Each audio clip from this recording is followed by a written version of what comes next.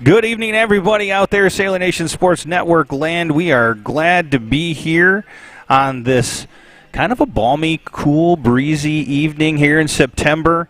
It is September 14th, is it? Man, I don't even know what date it is, but I'll tell you what, it's the middle of September already, and we are here for the purple game. The Mona Shore Sailors varsity boys soccer versus Reeths Puffer. And it's the purple game. This is a game that is set up to give reference to those that have lost their lives to cancer, those that are still fighting cancer. And it's a pretty special game for both of these teams. They started this a few years ago.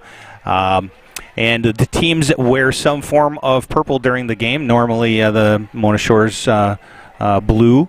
And the green for Reeths Puffer, but you will see them in different colors tonight. Speaking of different color analyst, Mr. Nick Davros is not here. Steve DeLong is not here, but I am joined in the booth by Mona Shore soccer legend Bill Malaciotis. Bill, thanks for joining us tonight. Hey, thanks for having me. And Bill, you were able to join us for some of the broadcasts last year, and I'll tell you what, last year was pretty special for this team, going all the way to was it regionals? Yep, regional finals, best in history. Regional finals, and again, best in history. And you were able to join us on that trip. That was pretty fantastic. That was great. To be able to do that. So thanks again for joining us for this broadcast, our first soccer game broadcast of the year. We've had a couple of the football games that we've done so far. This is our first additional sport. We've got plenty of other ones that we want to cover throughout the season. So, Kimmin, why don't you zoom back into where we're at in the press box over here? Kimmin is on the other side of the field using some of that awesome equipment that we have from the donations, Sailor Classic, and many others. You can see Bill and I waving here. Thanks. That's perfect. We are also we're also able to give you a little bit of the booth camera as well here in just a few minutes. So, Bill, what do you know about this varsity team as it compares to other teams that we've seen in the past? Well, they lost some big-name players, some real talent last year, but you know, a program like Mona Shores is able to reload. They're extremely strong on the front end again. Good goal scorers, good midfield, and I hear their goalie is really coming along. Steve DeLong was able to do an interview with a couple of the players and Mike Apostle a little bit earlier. We did play it during the the football game during halftime last week. We're going to go ahead and play that again for you guys tonight as we're waiting and winding the clock down until the beginning of this game. So let's take a look at that interview that Steve was able to do with Coach Mike Apostle.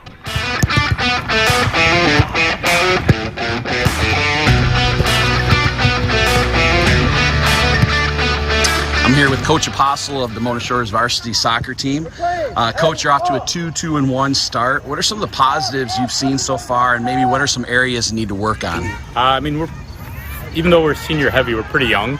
So we lost 7 starters from last year. So, it's good to see the guys from last year stepping up now. It's time for them to fill that role. Yep. They saw it all last year, so it's good. We got some injuries going too. So, Gotcha. a lot of opportunities for a lot of players right now. Gotcha. So, when you look at the conference schedule, what are some of the tough teams? What are some of the challenges you foresee? Holland always, they were very, very good last year, and I think they were 3 or 4 seniors. Yep. So they're going to be very good. Union's always going to be good. Zealands are competitive. We got them this week. So, pretty much top to bottom, it's a pretty solid conference. Good. So you spent a few days up north with the team. Yeah. I'll call it preseason camp. Yeah. I don't know. You can tell us a little bit more about where you went, what you did, why you do it. So it's in Glen Arbor, so you can't beat that place. Nope. Beautiful, but we're in cabins, so it's team bonding. We got Lake Michigan right there. Really there's nowhere other than a soccer field, tennis courts, a basketball court, and Lake Michigan.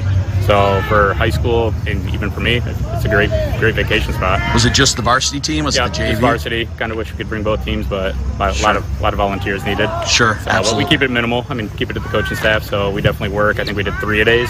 Awesome. So yeah, we work very hard. So obviously 5 games in. Tonight will be the 6th game.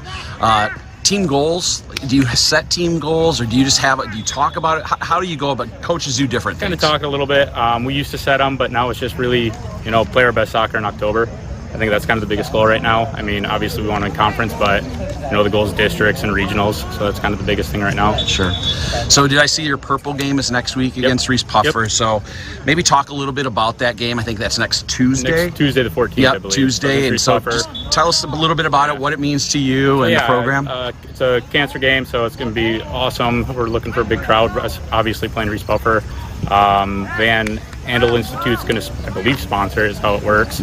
So we're going to have different color shirts and sell them and all that. So, I mean, obviously everybody's been touched by cancer somehow, in some way. So, I mean, I think this is going to, hit the community pretty positively. Awesome. Coach, thanks a lot. Yeah, appreciate it.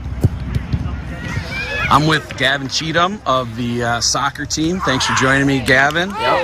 Tell me what position you play and kind of explain it a little bit to people at home that maybe don't know too much about soccer. I play winger, which is you can call it the 7 or the 11, and then their position is mostly for bringing the ball up the field, creating goal opportunities, and obviously scoring those goals.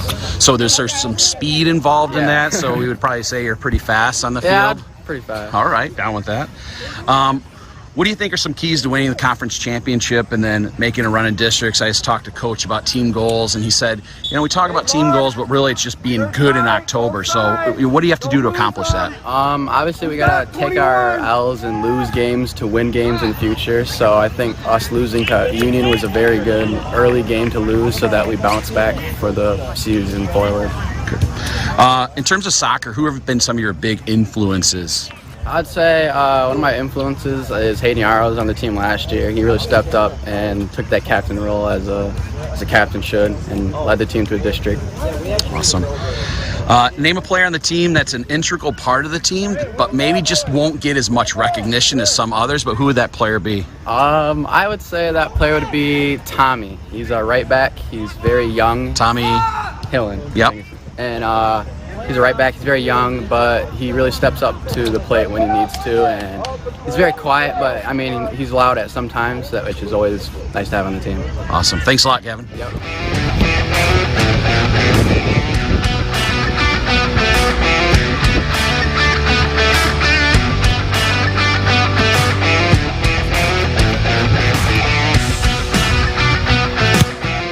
I'm here with Alex Eckerman. I just spoke with Gavin Cheatham, who's also a captain of the soccer team. Alex is as well. Alex, kind of explain the position you play on the soccer field and what that role entails. Yeah, sure. So I play in the midfield, which is like the 6 or the 8, like defensive or holding mid. That position kind of like is a transition period of the field from the offense to defense. So like it's our goal to like hit the ball from the defense, move up the field to the offense, and all goal scoring opportunities, and get back on defense and still defend while trying to attack.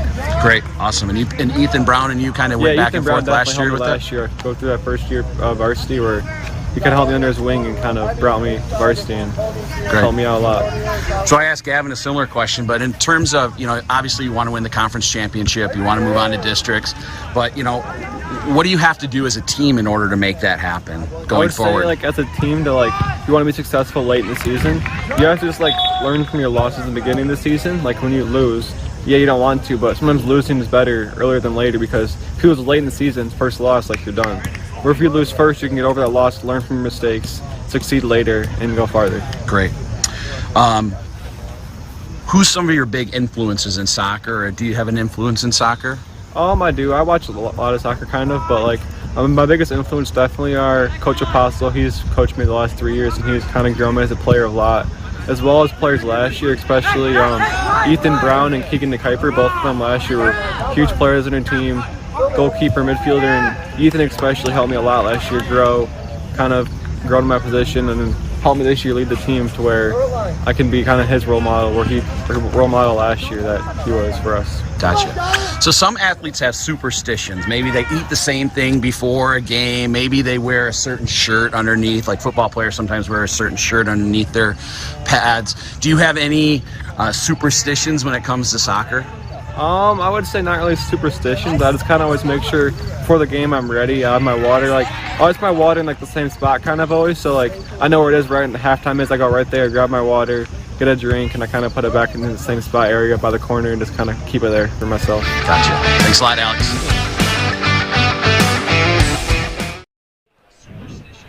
And that was our Steve DeLong doing the interview with Varsity boys head coach, soccer coach, Mike Apostle. He actually is filling in for the JV game today. And speaking of the JV game, we have with us our second broadcast of the season so far, and one of the captains of the JV team, Mr.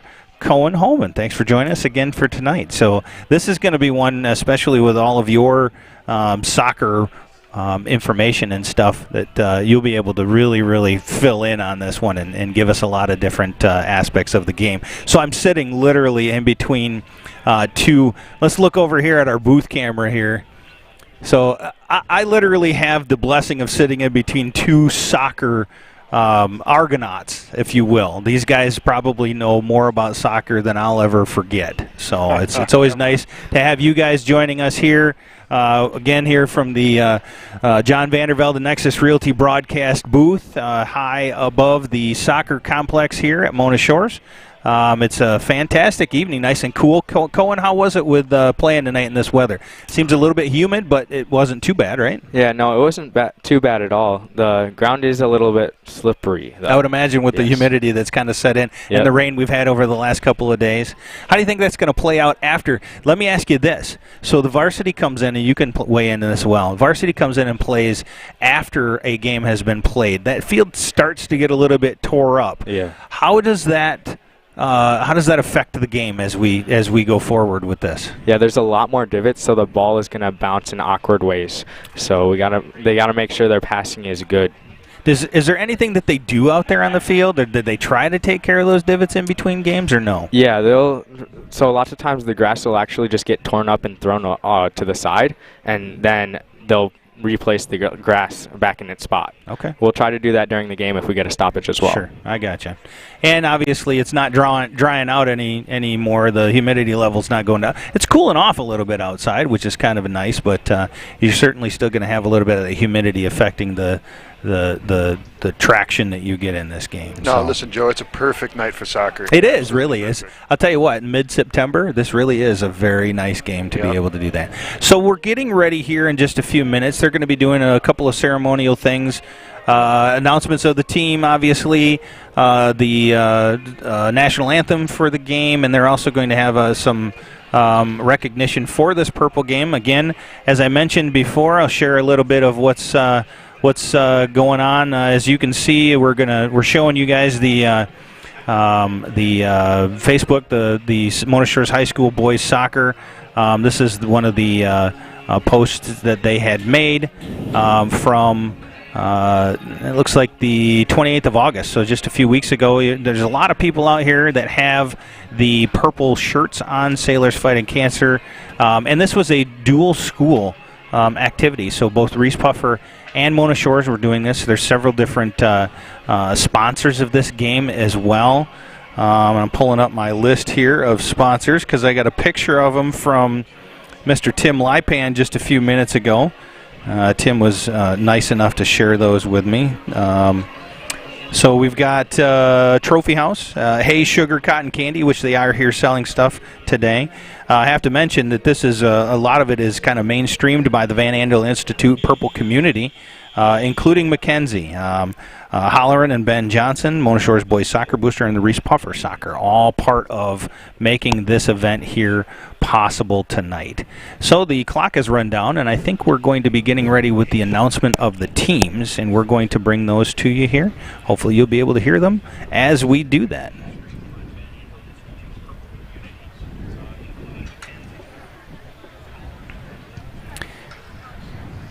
Waiting on a couple of things. We're also joined in this booth with the legendary Tim Lipan, one of the great voices of the sailor sports and other events throughout the years here at Mona Shores. Tim does a lot of soccer games, a lot of baseball, and he kind of splits time in various different times and places with Mr. Dan Vandermeide, who's also one of the known voices of the Sailors. Again, Kimmin is looking in on us. You can see, go ahead and wave Cohen at Kimmin over there.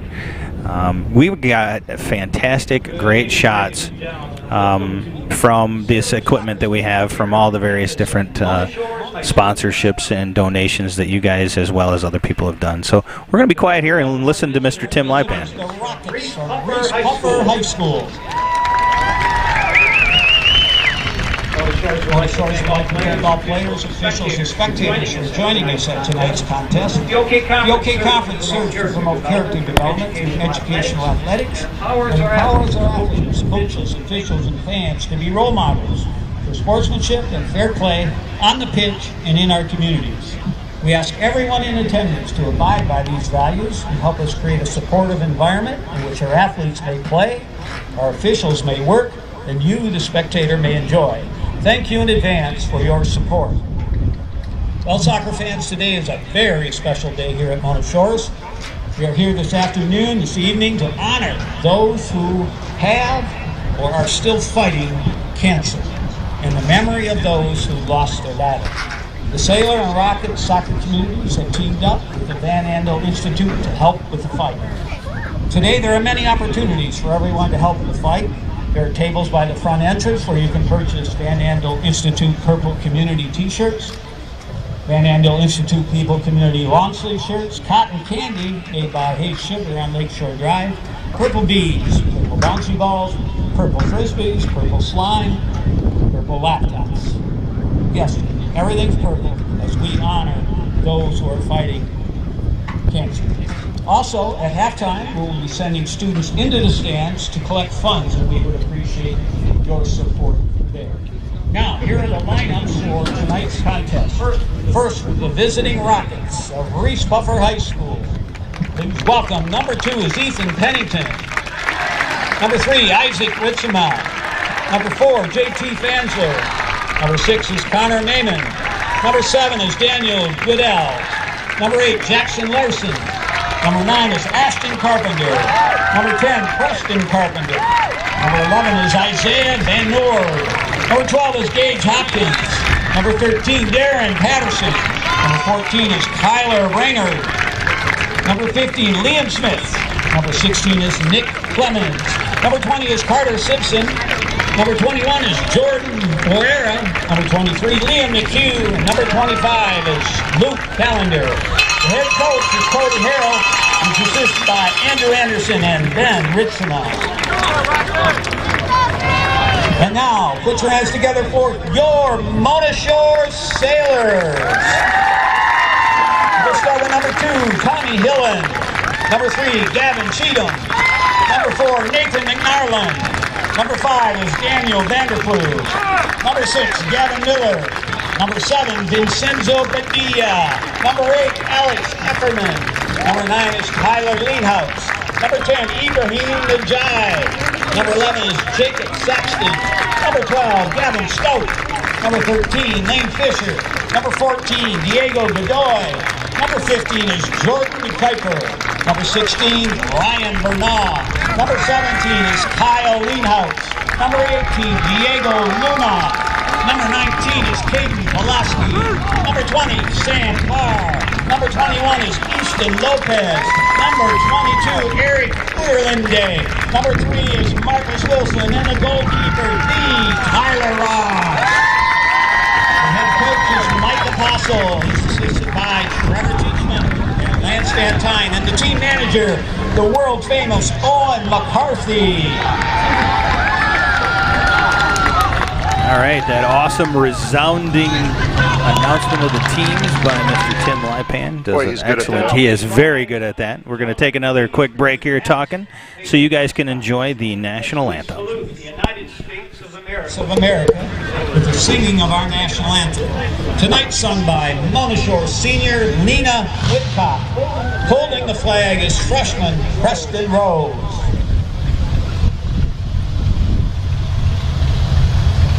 Oh, say, can you see by the dawn's early light what so proudly we hailed at the twilight's last gleaming, whose broad stripes and bright stars through the perilous fight o'er the ramparts we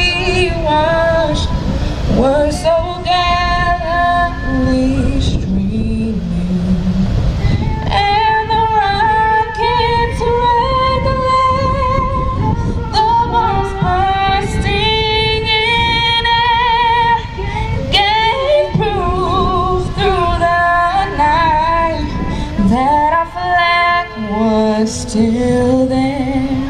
Oh, say does that star-spangled banner yet wave o'er the lands of the free and the home of the brave?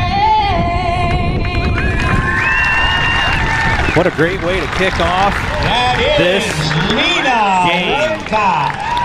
And here in just a few minutes, we're going to have the next presentation of And now, soccer fans, please direct your attention purple to game the information. midfield as we receive some remarks Position to from take the that. Van We're going to go ahead and Institute. let them Please put your hands together and handle all of that. welcome Ben Johnson.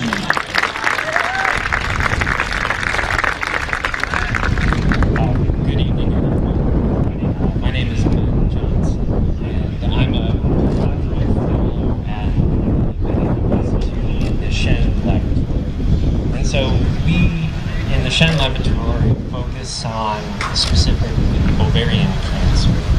And we not just try to understand the cancer itself, but try and understand how normal tissue can go awry, essentially, and become cancer. And my project that I've been focusing on, also this echoes totally. My project specifically is focusing on looking at the fallopian tube epithelium, which is thought to be the origin of high-grade serous ovarian cancer. And so we've kind of known the different cell types in the fallopian tube, but how things can go awry to become high-grade serous ovarian cancer was not known.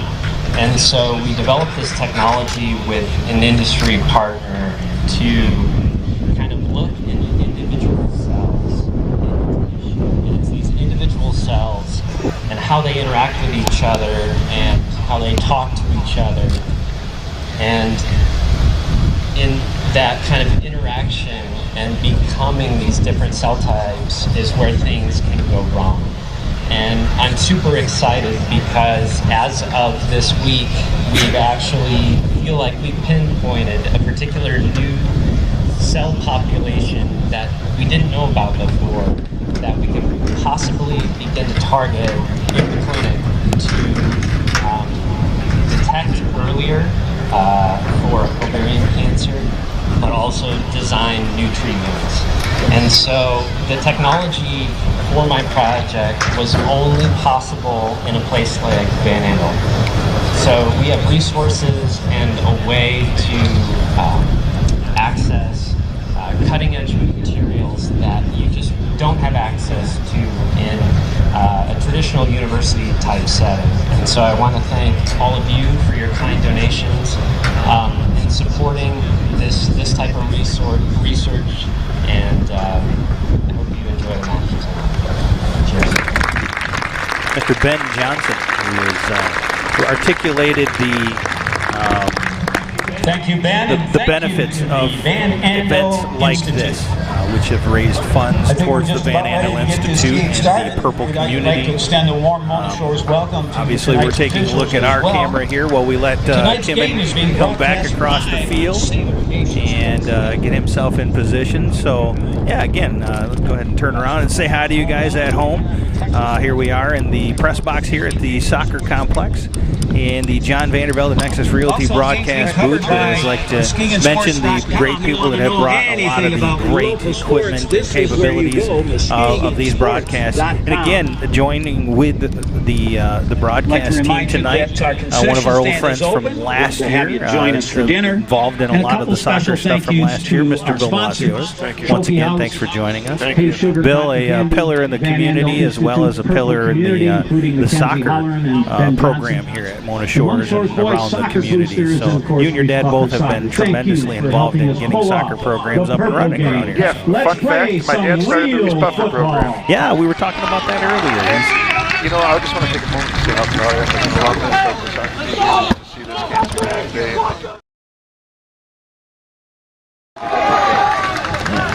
And also on my other side, Mr. Holman, who is one of the JV captains of the soccer team. Soccer is a pretty big deal in your life, is it not, Cohen? Yes, it is. And you and I were talking on our way down to the Grand Rapids Union game, which was your first broadcast with us, that you're hoping to be able to get some college scholarships off of your soccer capabilities and time here at Mona Shores. Is that correct? Yep. Awesome.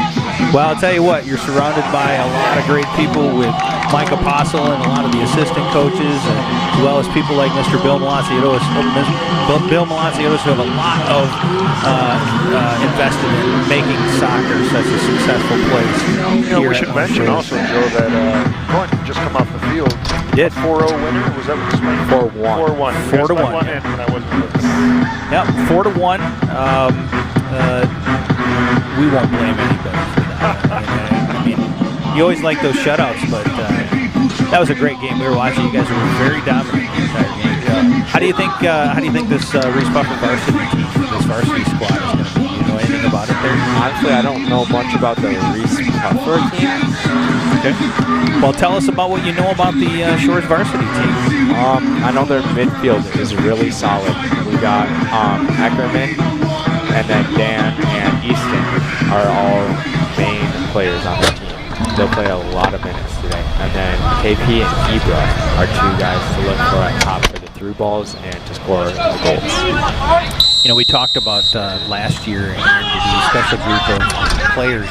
It was they went to the regional finals furthest than anybody's gone in the boys program. But there was a lot of returning people, and there's some depth that came up from the JV from last year's squad that really has a lot of potential to develop and grow into another special squad here under the tutelage of Mr. Mike Apostle. So we are underway, 40-minute halves here. We're 30 seconds in. Our camera angle is a little bit different tonight. We don't typically have the crows. We do typically have the crow's nest version of our shot, but we have to shoot this one. Watch out for Ibra. Trying to sneak one in that near bar there. Just enough defense in there to get in his way. Yep, about it. And if that's any indication as to how well they're going to be able to get in on this Reeths Puffer squad, they're already putting some pressure. And Joe, if I might, just by a look at the Reeths Puffer squad here, they have a lot of underclassmen on the varsity team here. What does that say about the team? Is that they just don't have the depth up at the... well, either they don't have the depth or they just have unbelievable underclassmen. That's what I was going to ask. I mean, it could be either or. Right, yeah. Absolutely. You know, with these divisions, you know, the top divisions of high school soccer in Michigan, if you're going to get much playing time on varsity as a freshman, then you're really something. You've got to be something special. Well, we talk about the rarity of, you know, 4-year varsity letter gatherers. It's a very rare thing to see that, but every once in a while you will find that where there's that special person that comes up and really gets to live it all at the top. One example of that is Jordan DeKuyper. First game back from a hamstring injury. He'll probably be fired up. And we always like to see the return from those. Yes. And healthy returns for sure. Yeah, Jordan really is a big dominant presence in the defense. He's missing his older brother who graduated last year back at keeper. Yep. But this is his team now. Keeper's gone, and now it's Jordan's team. Correct. And that's the rite of passage, especially when you have, you know, you come from a family where there's a lot of soccer, sports playing rather, and you kind of come out of the shadows of the older siblings and that kind of stuff. How does that feel, Cohen? Honestly, I'm not sure. My sisters all played volleyball, but they never really played soccer. They played a little bit rec, but maybe only like 1 year for some of them. So soccer, I'm just like no one remembers my sister. So you're the only soccer player you don't have to compete with some of that history. Yeah, no pressure. And real quick, it's 3 minutes into the game. Shores has a good handle on possession so far. Yeah, it's definitely been in Shores' favor so far.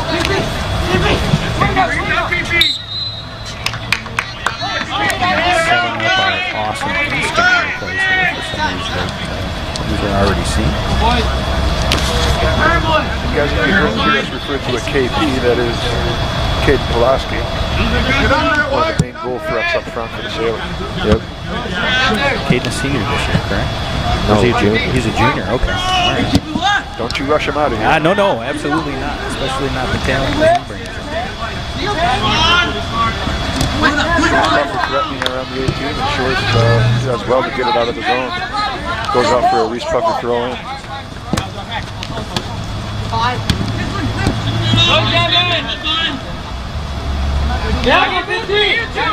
You know, I'll tell you, Coach Mike Apostle has a well-organized back line.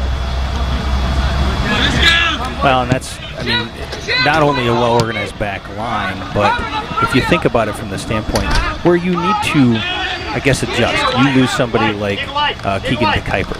You know, those back line defensemen and everything else have to be there in order to make up the, the difference between a special player like that to give, our keeper a great opportunity, a great chance to show and prove their worth. It's really truly a team effort, especially when you're looking at it from the standpoint of developing from year to year. Now Shores in the Reeths Puffer 18, Diego with the ball, trying to find some daylight, just couldn't, squirts out for a goal kick. And I'll tell you this, a little bit of short history here. Keegan DeKuyper's backup last year was Tyler Ross. Yes. And Tyler came through in the clutch on some huge games because Keegan was out with, I think, COVID protocols, Yes, correct? COVID protocols in the playoffs, actually. Yeah.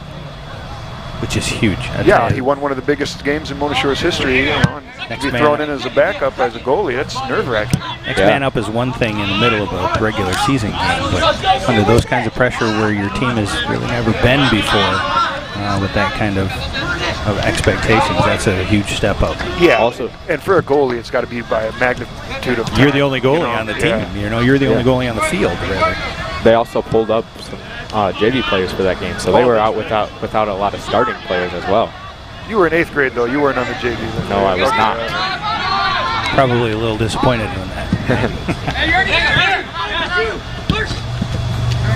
Once again, I'd like to join all of you that are joining us here at the John Vandervelde Nexus Realty broadcast booth high above the soccer complex here at Mona Shores, the purple game, Shores versus Reeths Puffer. No score yet, about 6 minutes ticked off of the clock so far in the first half. A little more even now compared to the start. Seeing a little bit more activity down in the Sailors' end. Reeths Puffer looks to be looking for a counterattack. Shores again holding pretty organized in the back line. It'll be difficult for him. Yeah, that varsity back line is really tough to break through. And I'll tell you this, Joe, if the old ball coach can have a favorite on the team, I think my favorite player from Mona Shores this year is this Ibrahim, how do I say that, Tim? Najai. He is just a breath of fresh air, always happy, just the quintessential teammate. Really good at soccer too, just brilliant under that. You're allowed to have a favorite. Yeah, well, hey. Don't tell my kids. Sure, there are a lot of favorites out there, and anybody that's watching. Reeths Puffer with the through ball into the 18. Jordan covers it up nicely. There's that experience you see from that 4-year starter, DeKuyper back there, Antoine. Yeah, for sure. Well done, takes it out, brings it to the outside, and flips it down the line. But they've turned it over, and Reeths Puffer is threatening again. About 30 yards out.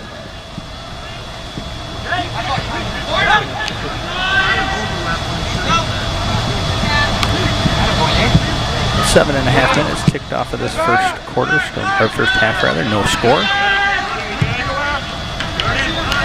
To Reeths Puffer territory. KP's looking for a place to go. Finds Easton in the middle, and they're going for the switch. Nice. Thought he was going to be able to break away there, but... And the goalie had a little trouble handling that. Yep. Those are the kinds of little miscues that tend to change a game. Soccer is one of those sports where 1-0, 1-0 win comes quite frequently, especially when you're evenly matched up in the last few minutes of a game. Nothing. Yeah. That's soccer. That's soccer. defensive back. Another thing that's unique, I think, to soccer from a lot of other sports, Joe, is there's no timeouts. There's only one halftime. There's only so many adjustments the coach can make, once the game gets going. Luckily, in high school, we can sub as much as we like. But at the pro and college level, you're only allowed 3 subs per game, so it's really hard to, you know what you know from practice and go with it, boys. You and both of you guys can speak to this. Do you come in with a game plan based upon what you see? Do you study film? Do you guys study film, Cohen? At the JV level, we do not, but the varsity team does study film. Not a lot, but they will spend some time watching film. Go ahead. Well, I'll tell you this: it's really hard to find film on your opponents. Some schools don't record at all. Some schools don't broadcast. So mostly they'll be studying their own film. What did I do wrong here? What can I do better over there? So film is probably quite a bit different with soccer versus other sports that take advantage of like the huddle cameras and whatnot. How much of it is, you always have the ability to look at a certain player, what their tendencies are, that kind of thing, and kind of learn that and build it into your game plan. There's my boys going by over there. 2 from the fire department for Joe. No, but Coach Mike will typically what a soccer coach will do is he'll have a couple of assistant coaches watching certain lines. He'll have his defensive-minded coach over there watching the defense, and coach is watching the overall game. So they'll come to him with any little micro changes that they need to make. And that's kind of where my question was starting to go. You're probably better off seeing the tendencies of the actual players on the day they're in front of you and really making your adjustments off of that and really kind of actually setting your game plan off of the first couple of minutes of play. Because there's so much that can change. You can talk about exhaustion. You got a couple of games in a row, whatever it may be, a player that's injured, somebody who's going to step up, what are they going to do? You may not have that until you get the chance to see him for the first couple of minutes in that game. Right. And your adjustments really, like you mentioned, it's got to be pretty few because they're based upon only a few things on the field. And for coach to make it, let's say he sees a player one of his players on the far side that's always open, for him to tell the guys that, he's got 2 options. Take the guys out, sub them out, and then tell them, or scream it across the field. Whereas in basketball, you may call a timeout and say, hey, look, Johnny's open or whatever. And in football, it's almost every play you can make an adjustment. Right. That's very true. And even in hockey, they get 3 different periods to talk and, 2 different stoppages to talk it over and adjust some things. Right. With soccer, all you have is halftime. Here comes Ibra. And whatever you get on the bench. Out for a Shores corner kick. Let's see what they have lined up here. I believe this is the first corner kick of the game for either team. Substituting for Mother Shores, number 22, Eric Uderlinden. We should also mention that for those that are watching from afar, we did have some torrential rain last night or early this morning. Which was it? Oh, that's a good ball. A little bit this morning, but most of it was yesterday. Oh. Good shot on goal there. Let's take a look on the Lake Michigan Insurance instant replay on that one. Who was that, Colin? That was Easton Lopez taking the shot. Easton with a nice laser just above frame. Yeah. Oh, man, just went. If you would have leaned over it a little bit more, that probably would have been a goal. His eyes got too big, huh? Yeah. Alex Eckerman, Alex Eckerman might be my favorite player to watch. My favorite player is Ibra just because he's such a nice teammate. But Alex Eckerman is just everywhere. He does everything correctly. Yeah. I mean, it's rare that he gives up a ball or he loses it or he's in the wrong spot. He just quietly does everything that's asked of him, everything. And that's really, that type of a utility player is how you find the ability to adjust. If you need to take somebody like Eckerman and move him around, he will find a way to be that utility person that he needs to be. I'll tell you, thus far in the game, Shores is making a good attempt at switching the fields on the attacking side. I haven't seen that yet out of Reeths Puffer. They seem to be small ball and straightforward on the long ball. Shores is looking for that dagger switch through the midfield, no less.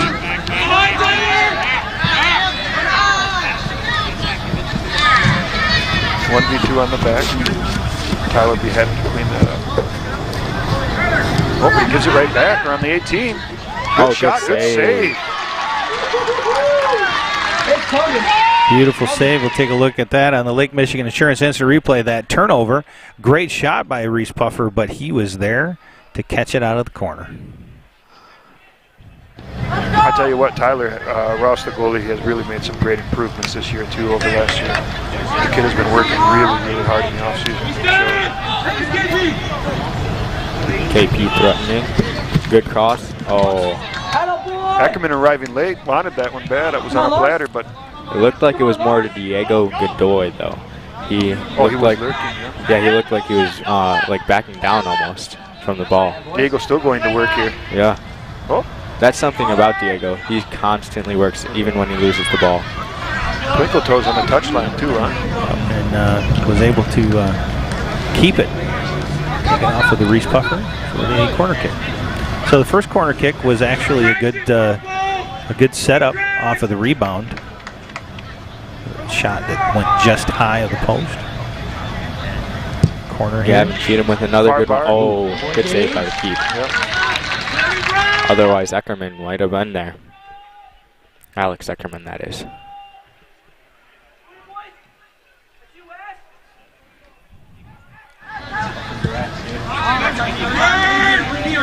Coming up on 15 minutes gone, 25 minutes left in the first half. Still 0-0 here from the purple game at the Sailor Soccer Complex, where Mona Shores is taking on Reese Puffer. And again, Godoy going to work on the far left corner. Not much help for him over there, though. He's surrounded by white shirts.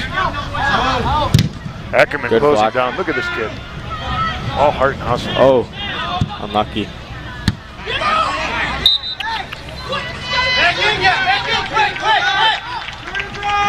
Handball, inadvertent. Reese Puffer kick. A little bit of sunshine trying to peek through out there. First sunshine that we've seen between this and the JV game, really.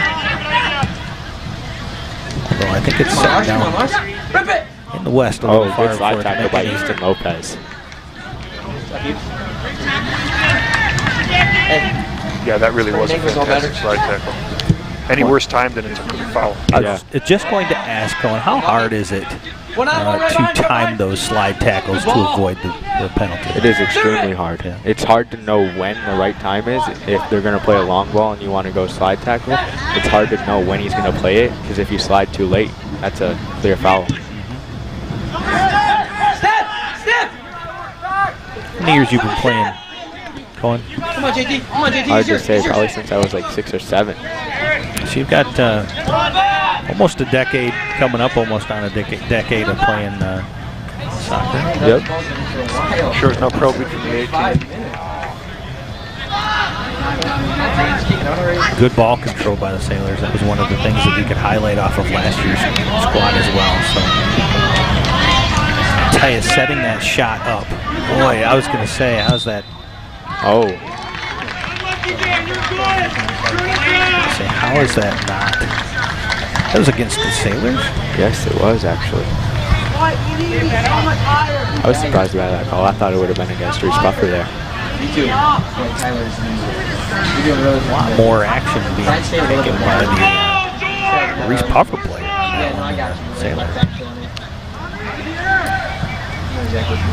Almost 20 minutes into the game. Shores has been attacking a lot more. Yeah, Lars! As you mentioned earlier, Bill, when they are down, Reese Puffer is looking for a lot of counters more than shots on goal. Yeah, and maybe it is a case of them having a lot of underclassmen, maybe thinking they don't have the speed or the strength to do much of a build-up. Counterattack can catch anybody. You get somebody fast, and I don't care what team it is, you can catch them on the counter. So it's up to Mr. De Kuiper and the rest of his defensive mates to make sure that doesn't happen. As long as it doesn't, Shores can keep knocking on the door here and probably tally one. Yeah, this pressure from Shores is really going to wear pretty quickly. Well, like Cohen said earlier, they have a great attacking. I mean, Shores is really well on attacking. Really got some dynamic players. Mr. Mark Topping. Beautiful ball. Oh, great setup, shot. If he goes far bar there, I think he's got it. That's Eric. I'm not sure how to pronounce his name. He's from an exchange student from the Netherlands, actually. Oh, yeah, yeah. He got a goal in his first game here. Uterlindy? Uterland. Uterland. Uterland? We're happy to have him. We are. Yeah. Let's take a look. We were hoping you knew, Tim. And we just took a Uterlindy. We'll go with that until somebody corrects us. But Mr. Mark Tobbing, hey, thanks for watching us out here on Sailor Nation Sports Network. Thanks to everybody, whether you are a Mona Shores fan or a Reeths Puffer fan, taking us in. Hopefully you're enjoying it from wherever you are. Love to hear where you are watching it from. Most of our broadcasts, we're able to cover a lot of the country as well as a lot of the world. And we get the mass numbers. And if you're an alumni, shout out your year. Absolutely. Class of 1999, Mr. Bill Malaciotis. What were you, Joe? Class of 1993. And Cohen, that means your class of, what was that? 25. 25. Wow. Okay. Such a youngster. That's a good ball. Oh. You know what, Cohen? They're giving free crosses, too. They are. Just allowing the crosses. Settle down. Keep it in. The thing about this Reeths Puffer defense is, as soon as we get the ball in the box, or even close to the box, there's a double or triple team every time. Yeah, it is. Oh, what a save. Ackerman back There we in. go. Ackerman keeping, always stay with the ball, always stay with the ball. The rebound comes out, falls right to him on a platter. Take a look at that on the Lake Michigan Insurance instant replay. That was really good work from KP to work through those defenders. Yep. Look at the right one here. Alex Ackerman. Working from the corner is a lot of good ball positioning, and then follow through on that rebound off of the crossbar. Goalie had it stopped off of the crossbar, and it came back. They took that rebound home. So the Sailors up 1-0 here with 20 minutes left. Ackerman again doing work, double team, still with the ball. Now Shores can open it up, find some openings in the field. Yeah, Reeths Puffer, to Cohen's point, is really good at dropping back, stacking the 18 box, trying to throw bodies in front of the ball. From a defensive perspective, that works, but it's hard to score points from back in the box. If Shores is patient, they can keep probing until they find it, just like that. And especially if they stay on the ball and crash the net like Mr. Ackerman did with a pure heart and hustle. We talked last year a lot about technique and what strategy you use. It really depends on the type of players that you have as well. And like we had mentioned, maybe they have a lot of underclassmen that are up on this Reeths Puffer squad. Maybe that is their most comfortable position, is to fall back with that heavy defense and look for those counters. Where Shore seems to be very well balanced in their abilities so far. Yeah, and I'll tell you what, with this many underclassmen in the squad for Reeths Puffer, they're going to be a dangerous team. Absolutely. Only comes quite a bit out.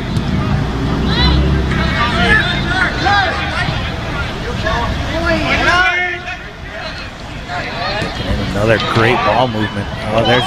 Oh, whoa! Extension of the arm. Yes, that should have been a penalty. It was in the box too. Lots of times they'll let that go though. At high school level, they'll let a lot of hand fighting go. Line.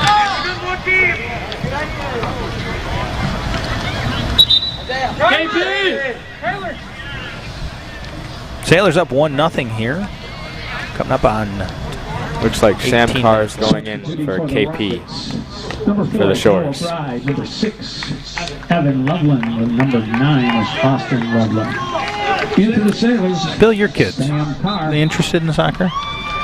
No, you know, it's funny. My last year coaching high school soccer, we ended in the state final. The next year I coached soccer was the very next year coaching U6 Sailors. And my daughter actually wanted to play, but as soon as the season got underway, she wanted nothing to do with it. Couldn't even get her on the field. Didn't get the soccer gene, huh? Not yet. At least not yet. Not yet. Gotcha. More interested in princesses. Well, I mean, there's nothing wrong with that. Oh, no. Reeths Puffer has a corner kick now. Jordan! So Reeths Puffer with their first corner kick of the game. Shores has players on both posts. big Jordan DeKuyper. He's got to be, what, 6'5" or something? Right in the middle there. Gary Trulson into the match.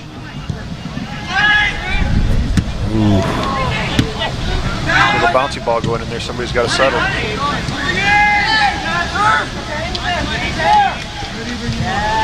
Buffer's turn to probe in 18.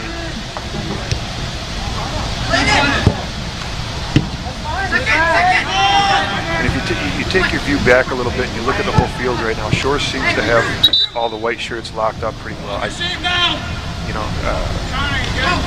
You're talking inside the 18. Yeah. There doesn't seem to be any openings. Anybody slipping through the backside that you don't see. They seem pretty aware. There is an injured Reeths Puffer player. Our trainer Dan is taking a look at him. It looks like it might just be cramping. As you guys can see, you guys actually have a better look at this than what we do up here in the booth.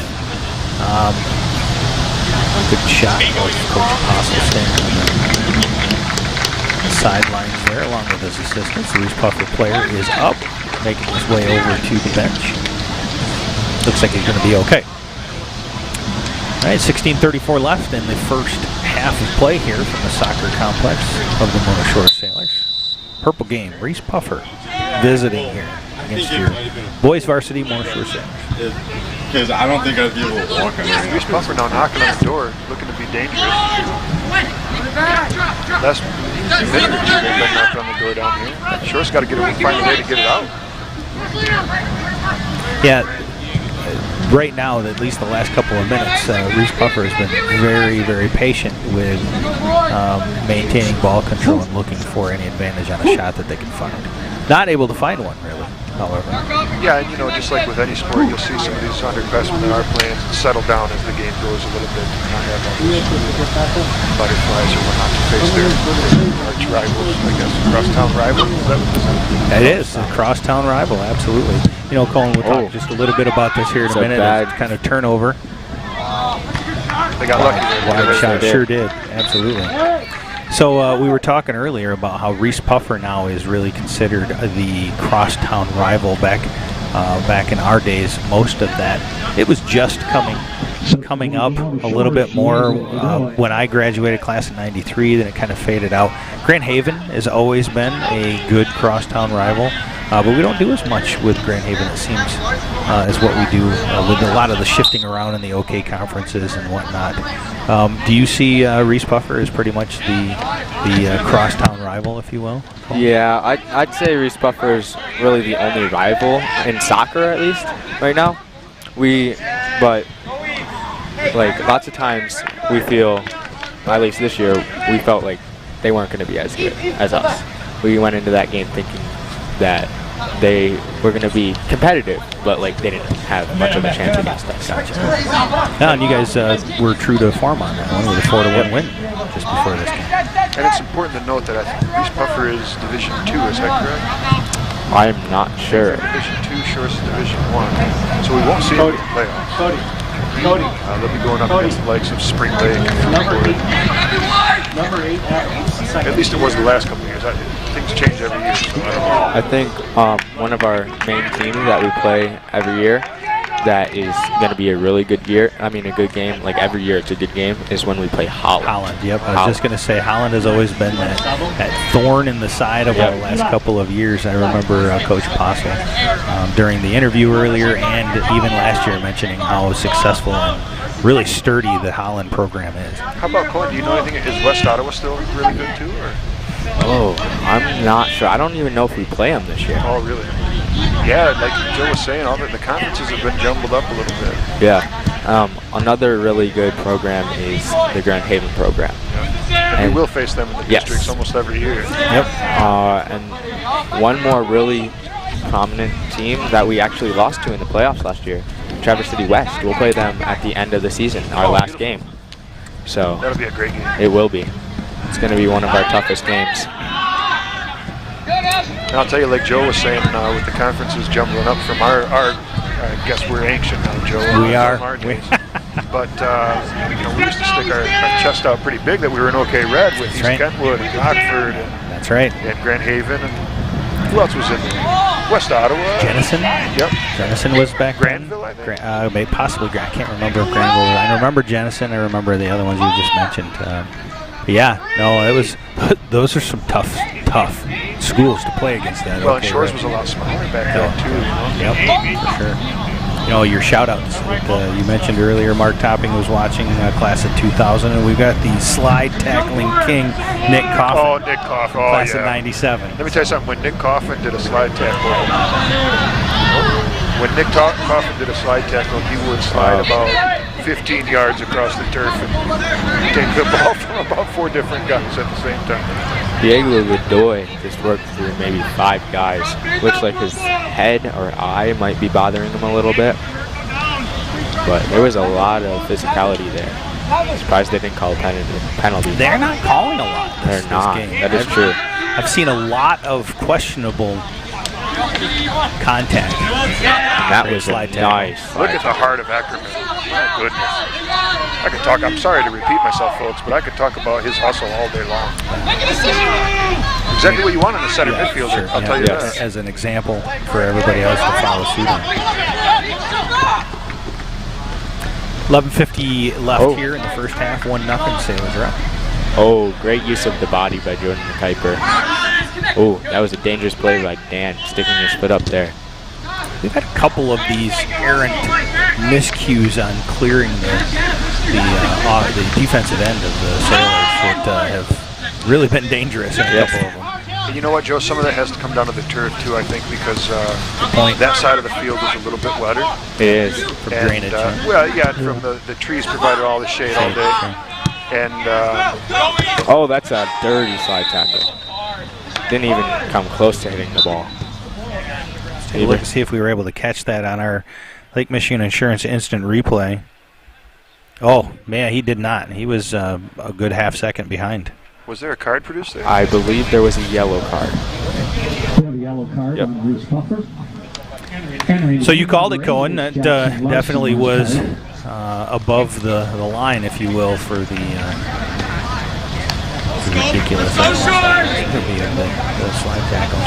Didn't look like it was really intentional. It was just it was a miscued lane. Yeah, he misjudged and we it. talked about how difficult it is to judge those. He came in, full tilt trying to get that slide tackle because it looked like he was going to send the long ball. So. Ibrahima is fast, though, which makes it even harder to judge. And you know what's funny, Joe? Like I was saying earlier, he's such a nice guy. He was smiling the whole time he was even down on the ground. Wincing in pain, the guy's still smiling. He plays with a big smile on his face all the time. I love it. Attempted cross. Side pass. 10:40 left here in first half. Oh, good coverage. I mean, good defense by Tommy Miller. And sending the souvenir out there into the crowd. Just kidding. They have to give the ball back. Be nice if you could keep it right. Yeah, these game balls are actually brand new this game. Oh, they played advantage on the first foul. Big shout out to Tommy Hilland and his family. He's been playing more and more playing time the last few games. He has. He's looked good too. It's funny, Shores has a lot of quiet guys out there. You don't hear a lot of chirping out of Shores. No, I know Gavin Cheatham gets a little bit frustrated with that at sometimes. Yeah. It seems to me like there would be an advantage to having a boisterous voice out there collectively as a team. But obviously each one of these players are playing with their own unique personalities, and if it just doesn't fit their style of game, then let me tell you something. If later in the season at the right time they're going to get a real big reaction out of their teammates. Sure. It's going to help forward if they do. Sam Carr's got to work for that ball right there. He began running to that ball way too late.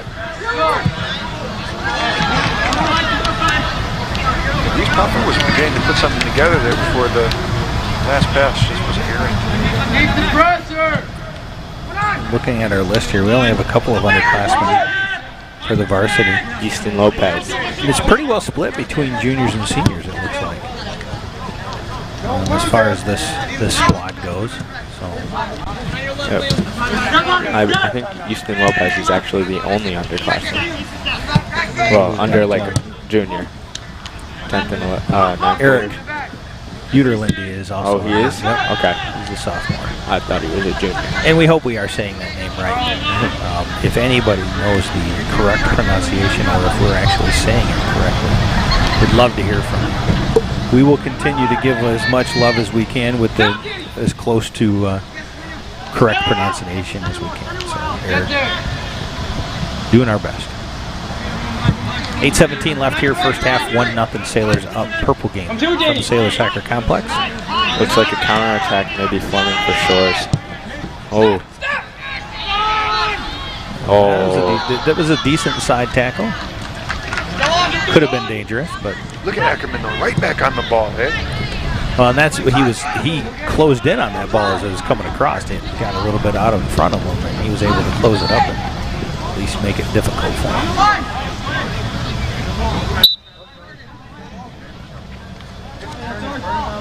So, 7:38 left. Beautiful sky. Kimmin taking a look at over there.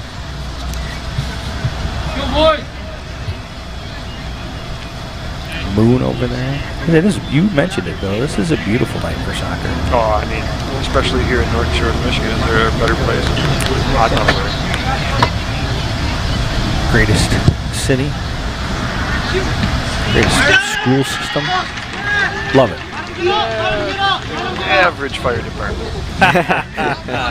Well, you're the ones that you guys set the expectations, so we're only following what you guys set there as council members. So. Oh. Alex probably could have taken the touch there and then sent the ball. He wanted it on the first touch, though. Again, though, guys, you watch when Reeths Puffer attacking here, they're attacking with 4 or 5 players, but Shores has 6 back, you know. They're able to get their numbers back, and it's going to be really difficult for Reeths Puffer to score in this fashion. So 6:38 left. Do you see that strategy changing, obviously, once you start getting 2/3 of the way, third of the way into the second half? Yeah, I mean, throwing more offensive players at it? I think, Nice take a ball look at this control. here. Oh, nice shot. That was a nice shot. I think Coach Harrell is going to probably say, hey, they've had more possession. We're down a goal. We have to, something has to change. They have to, and you know, that counterattack could work for them. Oh, because they do have some speedy guys up there. As we watch Jordan DeKuyper body people. I mean, that was great use of body. The technique was beautiful. And let's not forget, Joe, with just a 1-0 game, just a miscue by Shores could turn this whole game over. So it might not even be anything that the opposition does. It might just be a miscue on the other team. Oh, good pressure by Sam, but fooled by that cut. You go back to the pressure that Shores was able to keep so far in this first half on Reeths Puffer.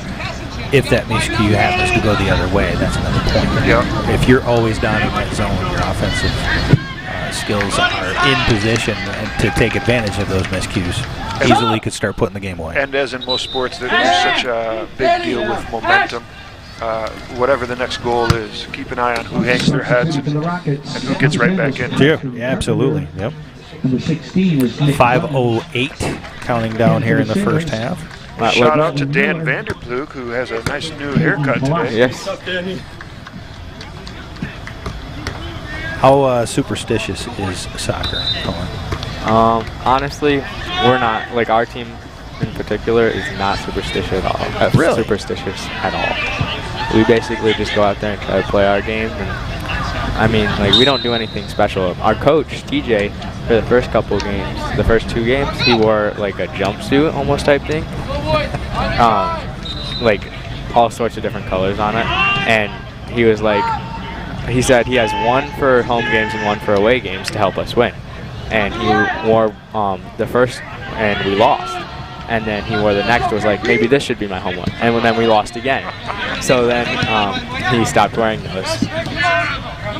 I don't think that it really plays a factor, though. Oh. Oh. Ooh. Current record, 4-2-1. Does that sound right? Sounds about right. Well, they had a hurtful loss to Fruitport earlier in the season. Fruitport is good this year, though. I don't know if Danny they've lost Hazekamp is a yet. heck of a coach. Finally know that because I coached him. Didn't fall far from the tree. Is that what you're saying? No, actually, you know what? I used to coach the community college, and that's where I coached Dan and Coach Mike Apostle. And I really didn't have to do much with those teams. They were fantastic in their own right. Oh.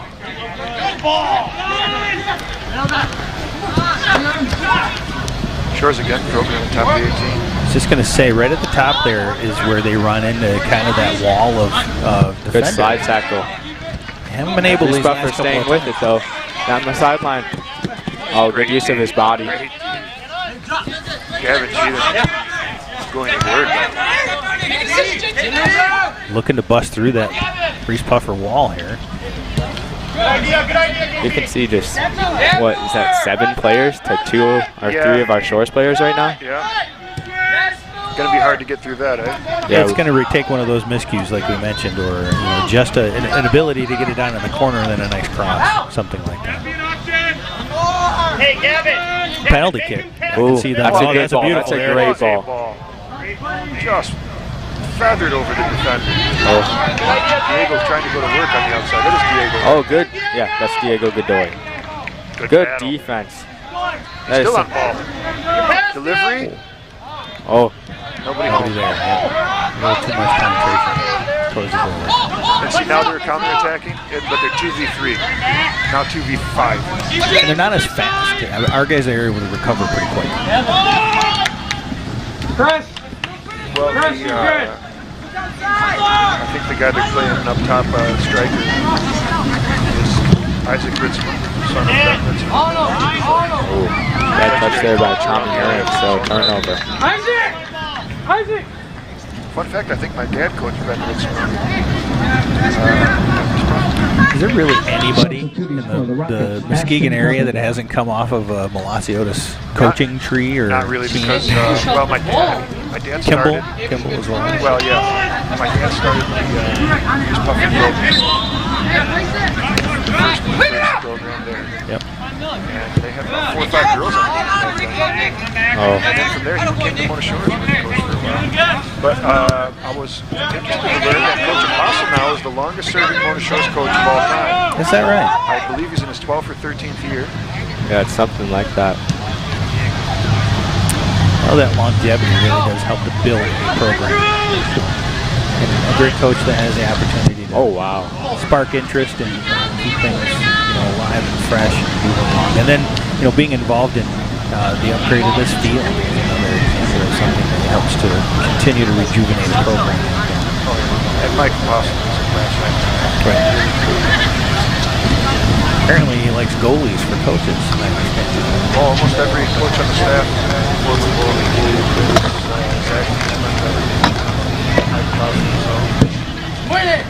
But hey, the goalie sees the whole field, the whole game. So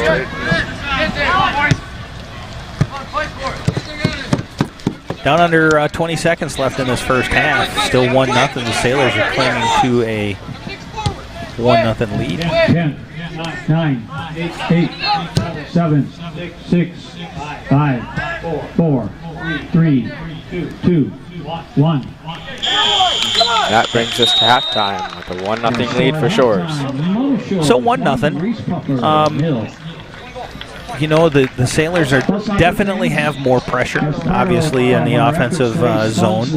And as you pointed out, Bill, it's really kind of a counterattack. They're looking for that quick move down the field and possibly take advantage of any miscues that the Sailors may give up.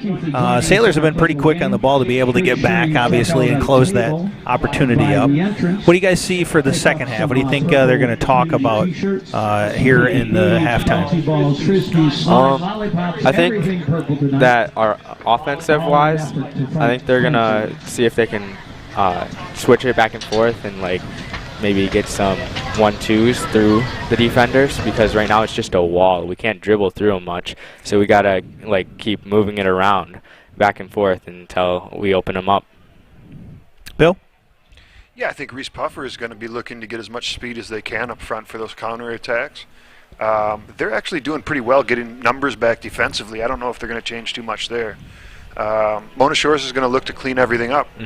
Miscues will cost them, and that's just about all that's cost them this game is a couple of possessions from miscues. Right. Well, and we know that 1-0, and especially in a nice heated game like this, is not something that makes you feel all warm and fuzzy for any type of comfortable lead. So we absolutely need to keep an eye on this game. And you guys take a little bit of a break. It looks like we got about 9 minutes and 23 seconds before we get started here on the second half. We're going to take a quick break, and we'll be right back afterwards. Stay tuned. Thanks for joining us here at Sailor Nation Sports Network. Soccer boosters, and what a job they've done today.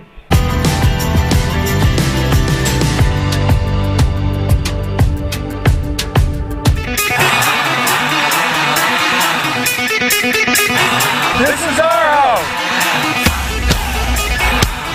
We can find your house.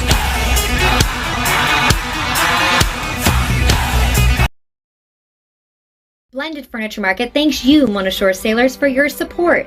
Have a fantastic game. Try your best and make a difference. Come shop with us down the road at Blended Furniture Market. Visit us on Facebook and Instagram. Go Sailors! From truck beds to bed beds, we've got your home and auto covered.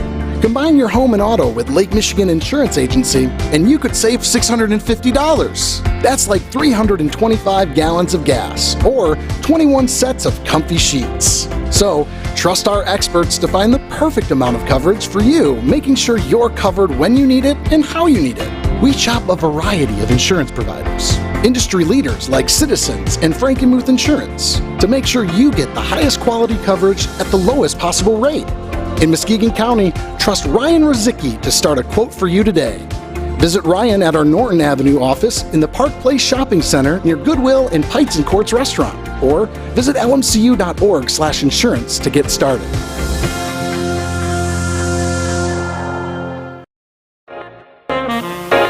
Looking to buy or sell?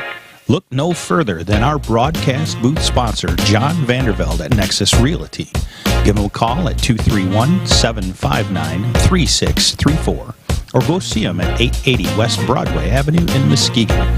Nexus Realty, team-based real estate professionals. Trophy House is your #1 source for fan gear, corporate and team sales, trophies, awards, and more. Visit them in their new showroom, right next door from their old showroom on Henry Street. If it can be logoed, they're your resource. Your brand is their business.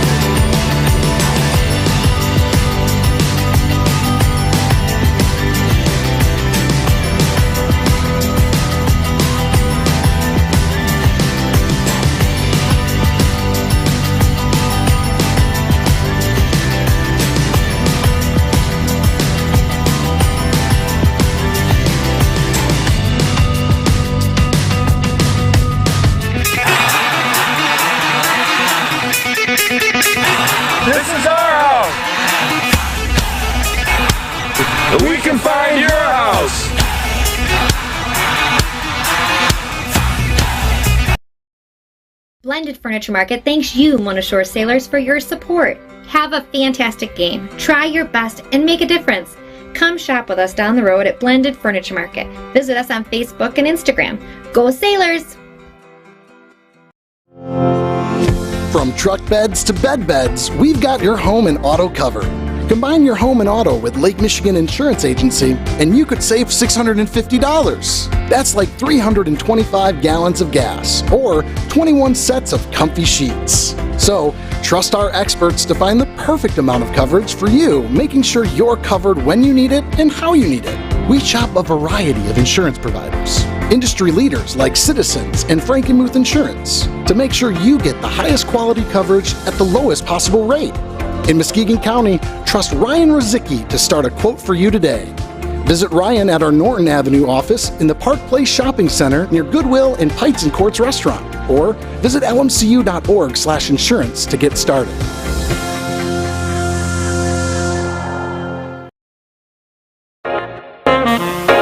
Looking to buy or sell? Look no further than our broadcast booth sponsor, John Vandervelde at Nexus Realty. Give him a call at 231-759-3634 or go see him at 880 West Broadway Avenue in Muskegon. Nexus Realty, team-based real estate professionals. Trophy House is your #1 source for fan gear, corporate and team sales, trophies, awards, and more. Visit them in their new showroom, right next door from their old showroom on Henry Street. If it can be logoed, they're your resource. Your brand is their business.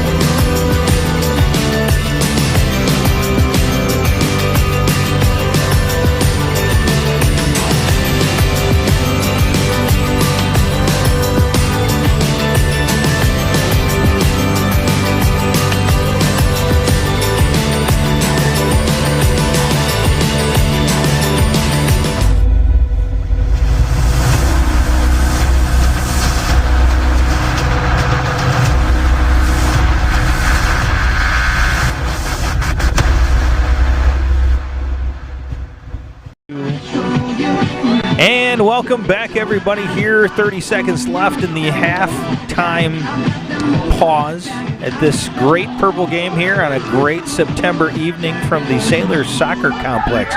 Your Mona Shore Sailors taking on the Reeths Puffer Rockets in the purple game.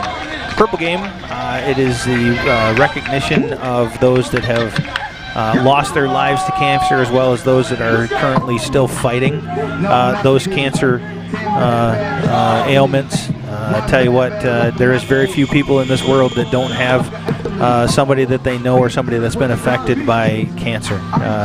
And this is one of many different things that the Purple Institute, or I'm sorry, Purple Community from the Van Andel Institute helps to coordinate and put together. I know that the Sailors have been doing this for a while. I think this is their first year tied in with the Van Andel Institute and the Purple Community.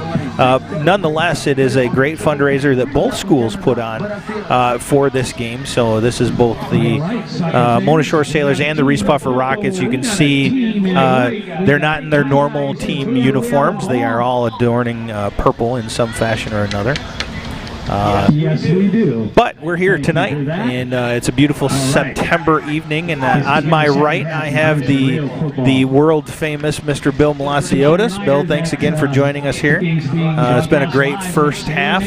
On my left, we have Cohen Holman, one of the JV players, JV captain, and our newest member of Sailor Nation Sports Network. So welcome, gentlemen. Thank you. Thank you. It's a pleasure. So we had a great first half. It was a pretty big battle, a lot of pressure from the Sailors. Down in the Reeths Puffer end of the field, we saw a lot of counter opportunities that didn't really develop into much of anything from Reeths Puffer. What do you expect we're going to see again this second half, Bill? Well, I was able to go down and talk to Coach Mike just in halftime, and he said he liked what he saw. They just need to clean up some of the miscues. Exactly what we were thinking up here. Right. Cohen, you've been in these battles before. You come into a second half like this. What do you expect you're going to see out of the players as far as intensity? I think it's going to be really intense. A lot of flying to the ball, and then they're going to try to create opportunities. They got to be careful with that and not try not to force the ball where there isn't a good ball. And anytime you are the one that's in the lead, the king of the hill, you're always somebody's looking to take you off the top of that hill. And that's exactly where the Sailors are right now. They either need to fortify that hold with another goal. Wow. I can't believe he's getting a card for that. Wow. So we've got a yellow card, and that's on Gavin Cheatham. Gavin got that? Yeah. I did not catch an instant replay on that. So what was it? Was it a slide tackle? It must have been something extra because to me it looked like a little bit much of a shoulder-to-shoulder, maybe possibly a foul, but a card. Maybe something happened underneath that we didn't see. It looks like the ref might be coming over to explain. Jersey tug. Jersey tug, yep. So, the proverbial holding penalty. Yeah, and Joe, when you hold at somebody's jersey when they're almost in, they'll card that. Yeah. And I don't know if he had any more defenders behind him, so if there's a clear path to the goal, that's a card every time. Thank everybody for joining us here. Good ball. The Nexus Realty broadcast booth. Working down the sideline. Cuts in. Oh, wow. Oh, good slide tackle. There we go. Boy, I tell you what. No, that's Ibrahim. No, yeah, but from Eckerman, right? No, they're not going to assist that. We'll take a look on that. That was from Dan, I believe. Okay. So no assist. He had it on his own. Yep. No assist. What a great, I tell you what, it was a little bit of a scuffle there. Reeths Puffer kind of slid in, took a slide tackle on Eckerman, and Ibrahim came up and basically cleaned it up. So 2-0 here. Sailors, we talked about it, obviously, from a standpoint of being the king of the hill, either you fortify or you add to it. And making it 2-0 now early on in the second half of play. Yeah, the first immediate little time here, about a minute to 2 minutes, is going to tell the story of whether or not Reeths Puffer claws back in or drops their head. Goes down for the beautiful. Wow, what a through ball. Oh, good cover up by Tyler Ross. Timing is everything, especially when you're a goalie, when you've got that one-on-one coming up. I tell you, if Tyler doesn't read that, I mean, that's a goal all day long. Yeah. Right. Great read. Great timing on that. Beautiful. Oh, Eber's got to get a touch there.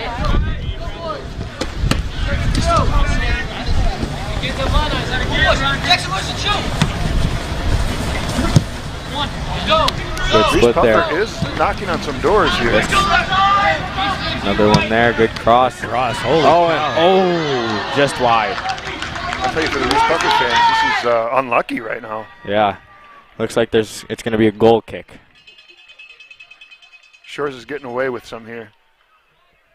And that's not what Coach wanted to see. He wanted to clean it up. It may be very fortunate that we get this goal early on in this first half if they continue to reverse this pressure on the Sailors. Yeah, Joe Cohen, can you tell they put some more speed up front? I can't. I think not number 3 sure. used to be up front. Now they got him at left mid, it looks like. Oh, unlucky touch there. Oh, good block.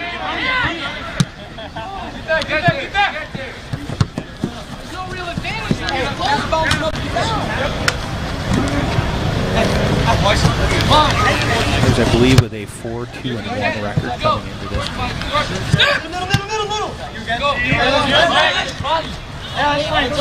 Division 1. We mentioned Reeths being in Division 2. Yeah, I believe that. So, but Good work every from year that Alex changes. Eckerman. Oh, and then he gives it away. That's unfortunate. Tell you what, right now, especially where they are on the field, you guys have the best seat in the house with Kimmin down there. It'd be a little better if we were elevated. Obviously, sometimes it's hard. We get the ball boy standing in front or seeing across the field. But nevertheless, Kimmin bringing great shots. We'd normally say he's up in the crow's nest, but he is down in the bunker today, bringing us the shots. Thank you, as always, Kimmin. And for those that are wondering what the heck that's for, there was some insurance issues or something with where we were set up before. Yeah, there's some issues with being out on the side roof area. Safety concerns. Safety concerns. So hopefully we get that cleaned up. Yeah, hopefully we can figure out a way that's going to give you the best shot we possibly can from the soccer complex. Jake Saxon with a big, strong tackle. Didn't get the ball though, so it's a foul.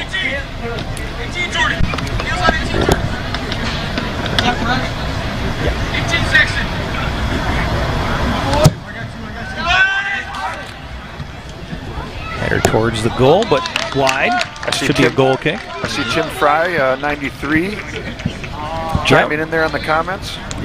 He one of my classmates. So he must have played with, let's see, John DeWeird and Tim Madonna, and probably Dick Flowers. Yep. Flowers boys. For all you late 90s alumni, Joe refuses to call me the Thrill from East Hill, so I'm going to give him a tongue lashing after we're off the air. I need a little more history before I can, Oh, good tackle. I can't tell those stories. The Thrill from East Hill coming to you live from the John Vandervelde and Access Realty broadcast booth. Always good to have you here, Bill. We do miss our colleagues as well, Nick and Steve, unavailable to join us tonight.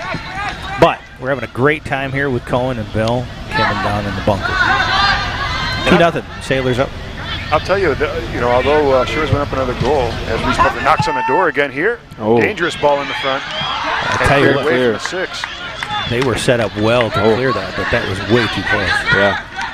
But as I was saying, it looks a lot more balanced of a game right now, even though Shores went up another goal. It's almost like the pressure is just leaning towards this north end of the field. Yeah. No matter which team. Well, and like I said, the north end is a little drier.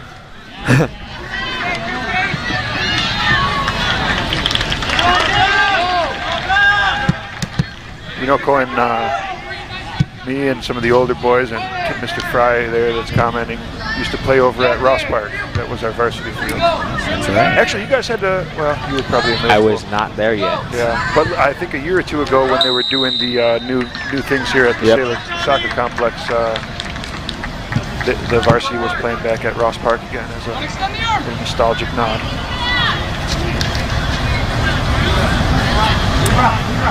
Great mention for anybody out there watching. We do have the Sailor Salute coming up here this Friday as the Monishores varsity football team takes on the Zealand West Ducks.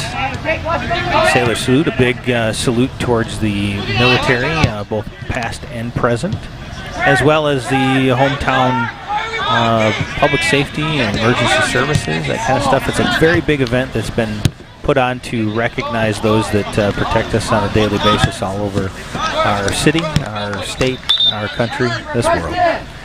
Come out and join us. Sailor Nation Sports Network will be doing a full, probably about an hour worth of a pregame show, a little bit bigger pregame show than we normally do. Some interviews down on the field, kind of highlighting some of that stuff.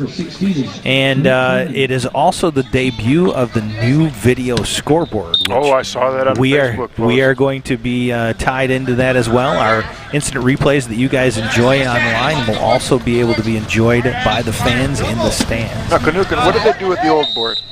That I don't know. That would be a good question. We would like for it over here at the Todd soccer Kiner. field, okay?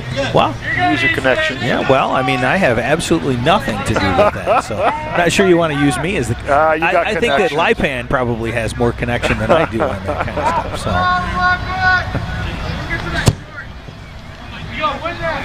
Hey, and speaking of which, I just want to take a minute to say, Mr. Lipan, for all the years that he's worked, volunteered his time for the soccer program, and also Mrs. Kimball, for those of you that don't know, wife of the first soccer coach at Mona Shores, is still the ticket sales person to this day, some 30-something years later. Yep, that's absolutely correct. And I graduated with Sarah Kimball, their daughter. She was a soccer player, right? Sure, yeah, absolutely.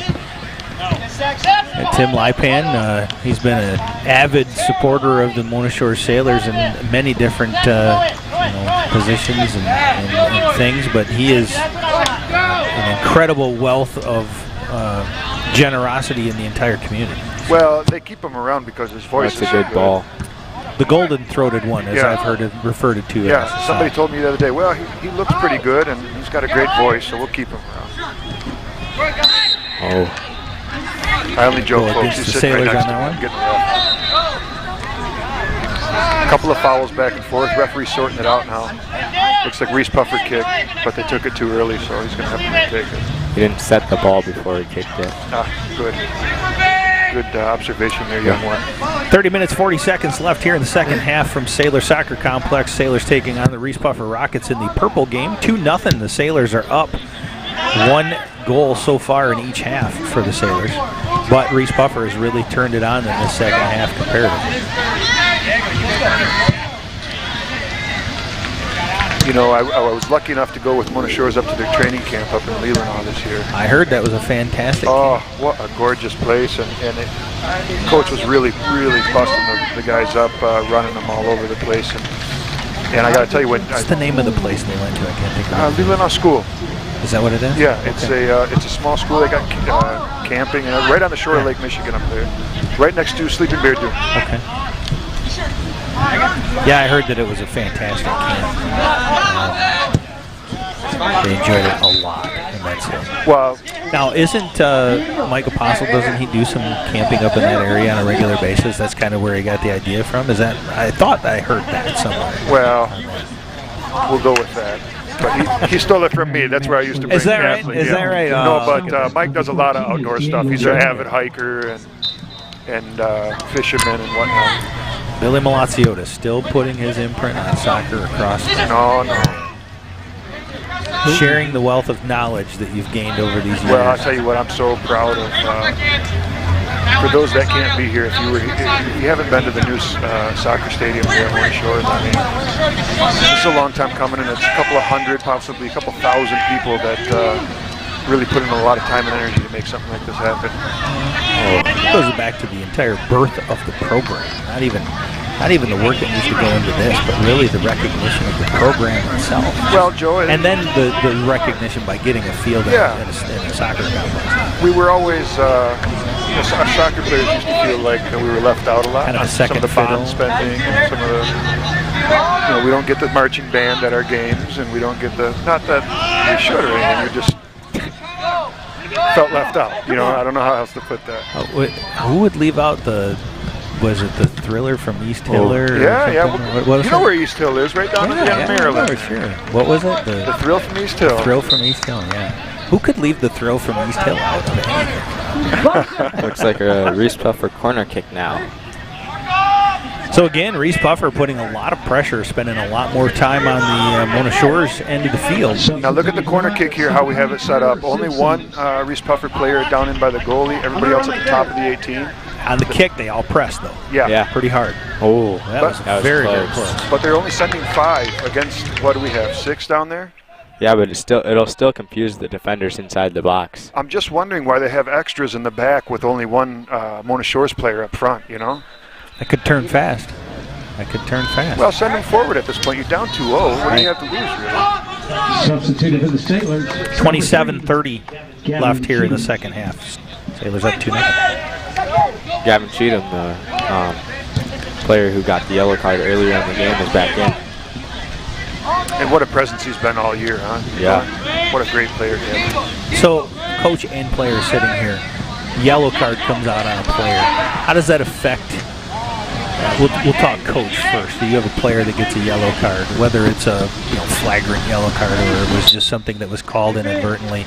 Does that change your strategy, especially maybe they're a star player, maybe they're an Ackerman or something to that, even a Cheatham, from that respect? Well, from a coach's standpoint, if it's a regular season game like this and I'm already assured to go to the playoffs, if it was a unwarranted foul, I'm taking the kid out.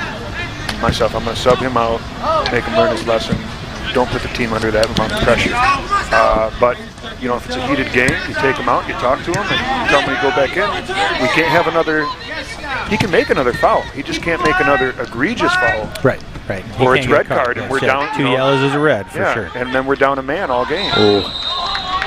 Okay. Yep, that's going to be a sportsman. We might see a card on the Reeths. Yep. Dual card, and one on the short. So who was the Sailors? Gavin Stout. Tough foul. It was a little bit from behind. I think they called it. It was also on a scoring opportunity. So with that, it was not. It's just outside.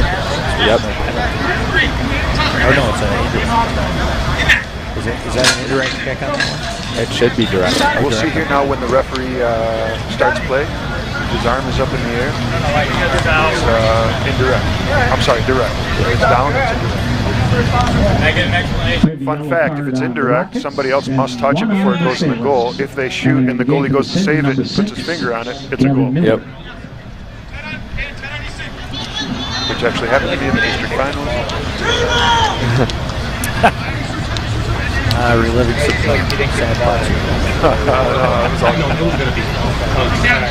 See, but back then we had Freeport. Now they're Division II. And Shores has really grown in the amount of students they have in the last 10 years or so. It's just exploded. So interesting, obviously. We're Division II. But football has how many divisions? Oh, that's true. 100. I think there's a lot. Yeah. Soccer's 4. Oh, there's only 4. That's something I didn't Watch 10, Gavin. All right, so the Sailors setting up a little bit of a wall there. It looks like it's going to be a direct kick opportunity for. That's a pretty good cross. Yeah, nobody there to take it though. It's kind of that was a great cross. Got through a lot of traffic. Diego's got to get rid of this ball faster, especially in our own zone. Reese Puffer's not backing down. I mean, they keep coming. They want this game. Good slide tackle. So when you do a slide tackle, the intent or the method by which it's done that does not draw a penalty is contact with the ball first. Yes. And you have to have, you can't, if your cleats are up and explode, that could be a red card immediately. Yeah, I've experienced though with these high school refs that they're not calling anything studs up. Oh, really? They let it all go? Yeah. Wow, that's how you there was actually 3 or 4 in the JV game against our goalie studs up. One of them actually made our goalie's nose bleed, and they didn't even call anything. It was really quite frustrating. Is it a situation where maybe they're not seeing it, from their perspective, wherever they're at? Is it pretty obvious? It's very obvious. Those 3 chances that they had, it was a breakaway 1v1 versus the goalie. Well, I'll play devil's advocate for the referees, okay? I'll just say that JV, they, for whatever reason, only do 2 referees. That is true. And I never like that, For any soccer game these days, you have to have 3 referees out there. They just can't see everything. They're worried about offside. What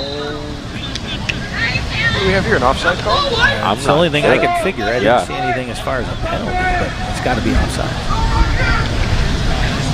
Go, boys. That's pretty deep for an offside. Well, it was on a penalty. So was it? Okay, I didn't see the penalty. He probably just got back in behind their defense too early. Oh, yes, it does. Yeah, sure. Absolutely. Tim Lipan working his technical magic here in the press box by turning the lights on. See very clearly. Ooh, good move by Diego Godoy. Shot. Goal. Go, Diego. Wow. Take a look on the Lake Michigan Insurance instant replay. Diego. That was. Yep. That was a very good sequence Oh, of a move to a shot. You know what they call that in FIFA, Coin? That's a finesse shot. Isn't it? Yes. It is. I tell you what, he was able to drag that out to the far corner. No, that goalie was he was in good position, but he just had a great shot. Diego Godoy. Diego makes it 3-0 here with 23:56 left in the second half, putting some distance now on the scoreboard between the Sailors and the Reeths Puffers. Big hole to climb. Thank you. Climb out of. Sailor goal by Diego. And we talked earlier about the counters and miscues and stuff like that. All the pressure that Reeths Puffers were putting on the Sailors. Here we are, one of the few times that we've actually been down on the Reeths Puffer end. We made it count. Yeah, and again, they have a young team. It's not just physical capabilities, but experience and mental cues that having a young team. Okay, that was right off his head. Shores again knocking on the door. A little pendulum swing here on the pressure side of stuff. Oh, little touch foul against Jordan. Who's that? That's Easton Lopez, I believe. This could be a threatening ball. Yes, it can. Easton, one of our only sophomores. Oh, Diego Godoy. He is very good at placing his free kicks. Reeths Puffer electing a 3-man wall. Now, I'm not a soccer player by nature, but do you lift this over the top very slowly while trying to drive? Would that be a good strategy? You're talking about shooting? Yes. He's going to try to go right over the wall so the kid can't. Oh, just wow. Nice. That's one thing the wall is trying to cover up, that near post. But if you can get that curve like he did, it's often lethal. That goalie did do a good job of covering it up there. Just over 22 minutes left here, second half. 3-0 Sailors. Got to thank everybody for joining us here on both YouTube and Facebook. Get a good stream going now on both of them. John Vandervelde, the Nexus Realty broadcast booth. Look at Diego, he's thirsty. He wants more. Oh, that was almost a wonderful feat. But another 6 inches in front, that would have slid through.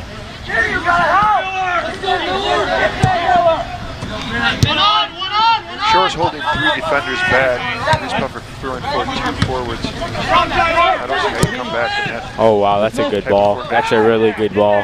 He's in. Pressure here. Look at Jordan. Jordan. Oh, my Oh, what a goodness. slide. Far side. Perfectly timed. Wow. He was on his horse. He was. Cross, but Sailors there to clean it up. There we go. Look at that slide on the Michigan Insurance instant replay. Boy, did he make up. Look at the speed. He came across, all the way across. That was amazing. He ended up behind the ball boy there, or one of the... Definitely got to get us back up in the crow's nest so we don't have those players in front of our shot. And for the Sailors, number 13, Lane Fisher. The Kuiper. Oh, Lane Fisher. Like a bullet came across. I'll tell you, Reeths Puffer is playing with more passion right now, though, than they did in the first half. Wow. Night and day.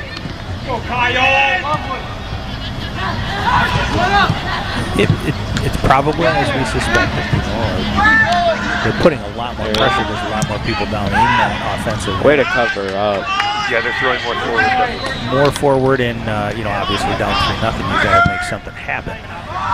If you're able to play that way from the beginning, obviously you have a lot more scoring chances. You see this kind of pressure, but developing a younger team, a lot of underclassmen, that kind of stuff, you might not necessarily have the confidence that they're going to be able to recover if they lose one behind them and that kind of stuff. Substituting for Mona Shores, Kyle. 20 minutes left. We're halfway through the second period of play, second half of play. 3-0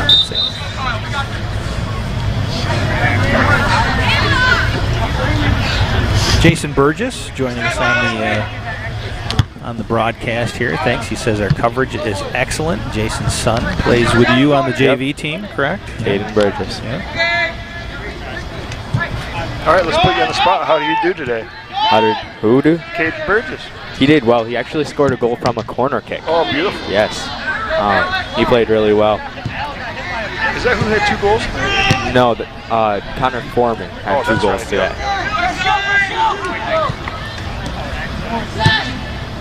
That's a good ball through, but nobody on the other side. Yeah. You know? Nobody there to pick it up.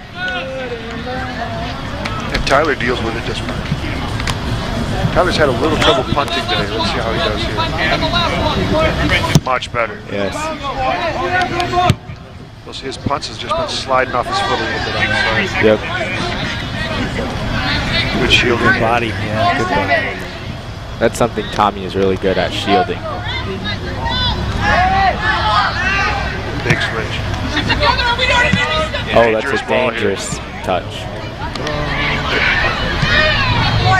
Reese Puffer unable to capitalize on that.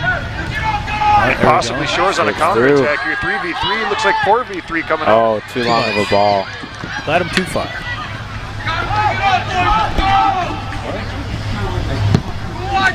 18-20. That's a high point.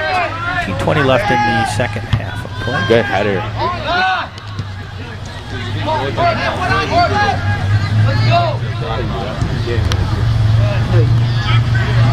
I could watch Alex Ackerman play all day. He's a joy to watch from a soccer player. You guys were live streaming. Cohen, you guys get a chance to practice with the varsity team. Do you guys scrimmage against each other? And all We do not. We practice separately. However, I did try out for the varsity team and got to play with them for a little bit. Okay. Now, where are the practices? Are they both held? So the varsity team actually will practice on the game field, and then we will practice over on the practice field behind the game field.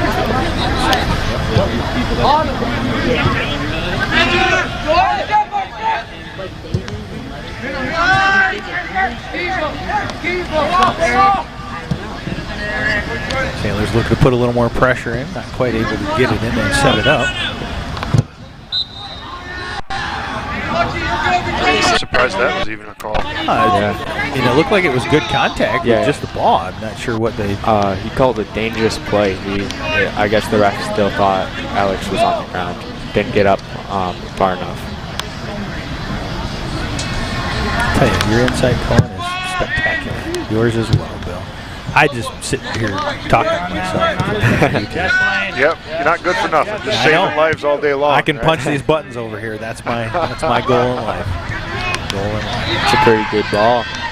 Covered up though. Jordan shielded him away a little bit too. A good read. Keeper as well. So actually, Joe, you know what? For not knowing the game a lot, you're real well. Thank you. I appreciate that. I try to study at least a little bit. I mean, fun fact here. You like throwing these fun facts out, Bill? Yeah. You're gonna like this. Fun fact. I coached all 3 of my kids in youth soccer. Very little. And my son was the first. He was the oldest. And they needed coaches. I'm like, never played a day of organized soccer in my entire life. So I get all the kids together, and we start talking and get them all riled up, and I said, all right, everybody grab your soccer balls and send them down to the other end of the field. I said, all right, stay down there, and I turned around and I said, call all the parents in. Introduced myself, said, we're going to have a good time tonight. I wanted to let you all know that I have no idea anything about soccer. But I do know a little bit about hockey, so I'm going to relate it all to hockey and all the positions and everything else, so we're going to have fun and we're going to make it happen. That's all right. At the youth level, it's all dance. I learned a lot about soccer. I got a couple of books, it's coaching soccer for dummies, that kind of stuff. I would have loved to have the tutelage of somebody like you standing behind me. I did, however, I had an opportunity to coach a couple of different people. Trevor Baker was on one of the teams that I coached. Trevor for a while. So I take credit for Trevor and all of his success. I'll tell you what, Joe. One of my first coaches was just when you're real young, it's all just that. Not a lot of them know soccer. But one of my first coaches would wear cowboy boots to the... Really? Yeah, and because he didn't know much about soccer, he taught to kick it and smash it with your toes. Oh. Well, this guy would flatten all the balls by the end of practice with his cowboy boots. Sure, that's gonna really put it into it. Of course, back then they would smoke cigars on the sidelines too. It's true.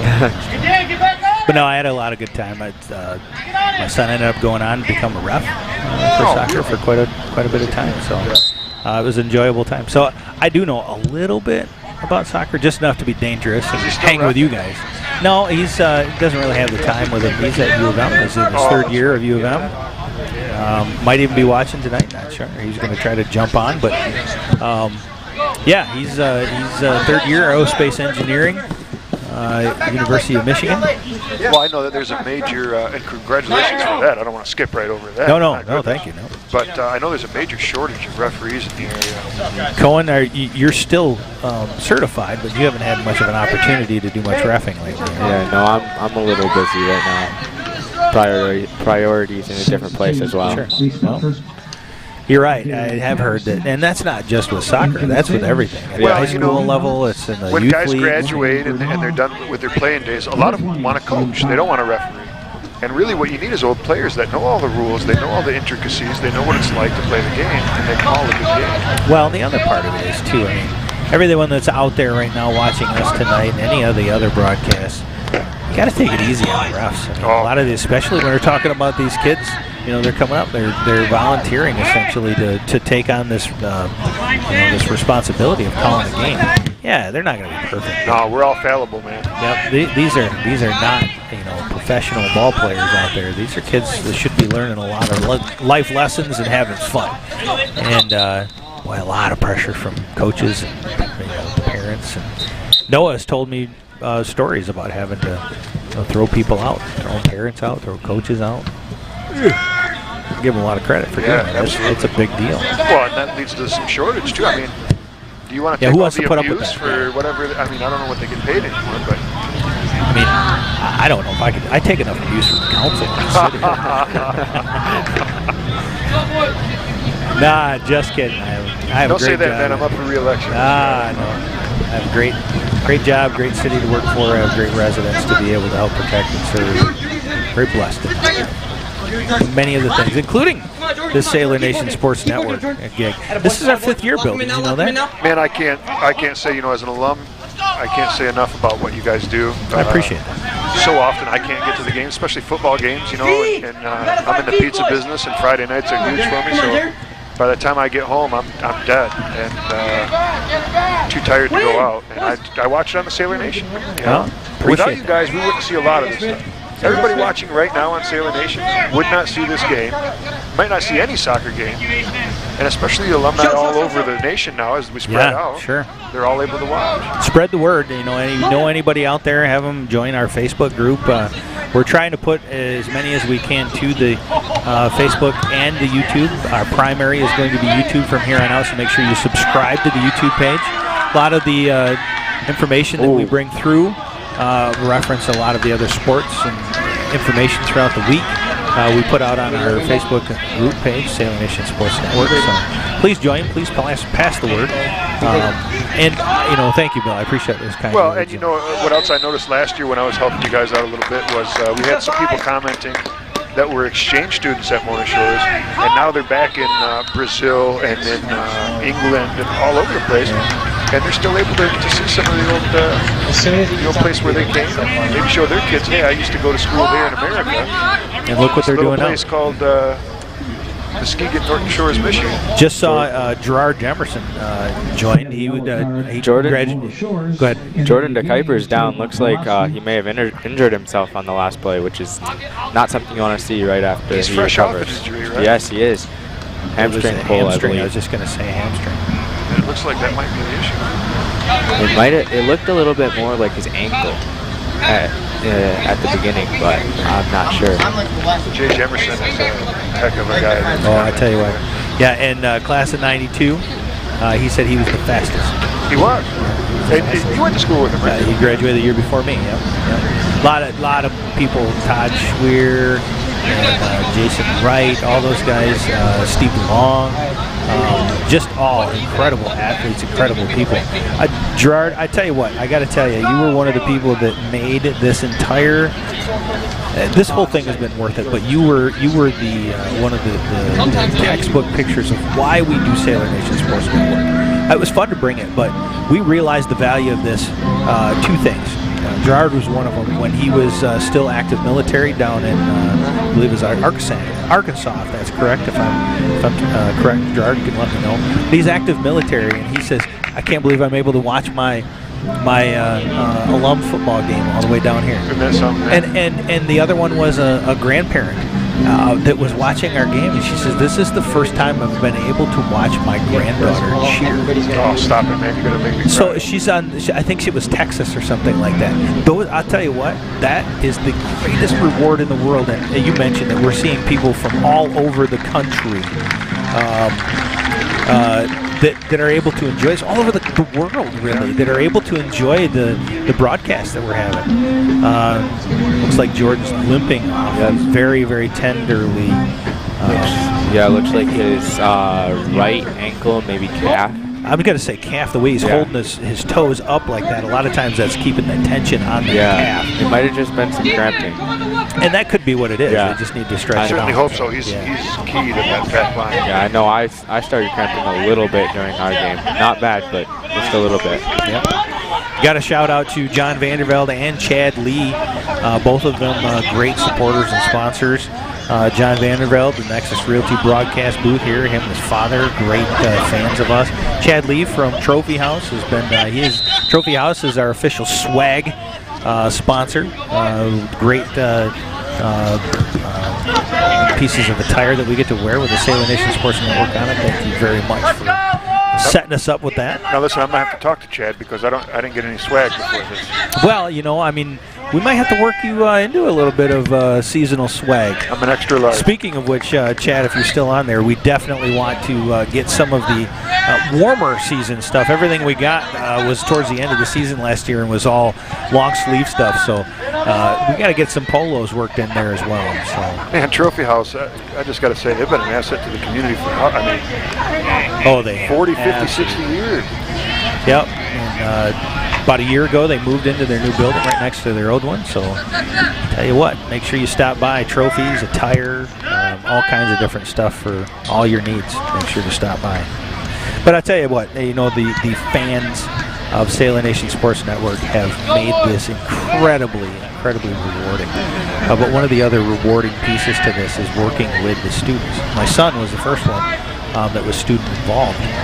Noah did Sailor Nation Sports Network for 3 of the years, I believe, with us as a spotter, and then taking on a lot of the roles with the technical stuff. And then we added Connor Fritz and then John Hall. Both were active members, and now we've added Cohen.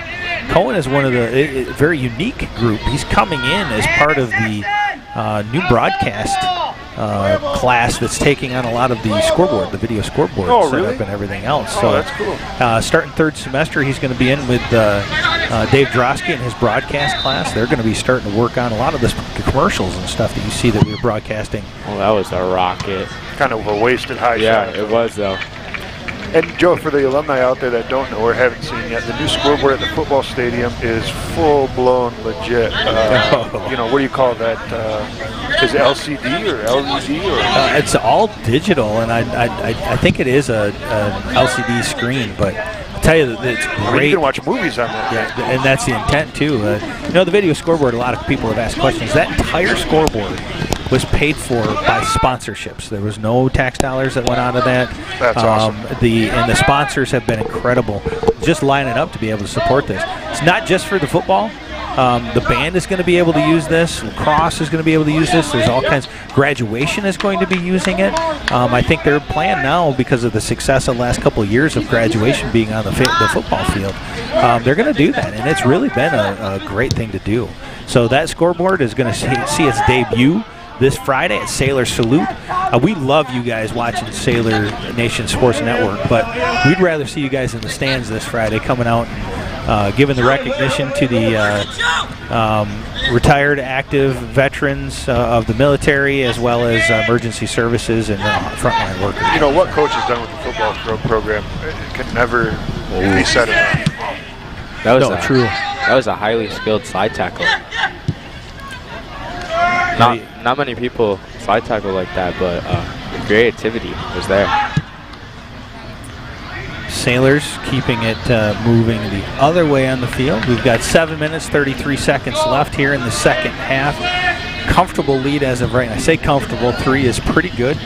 Not insurmountable with 7 minutes left, that's for sure. Reese Puffer still looking to keep that pressure on.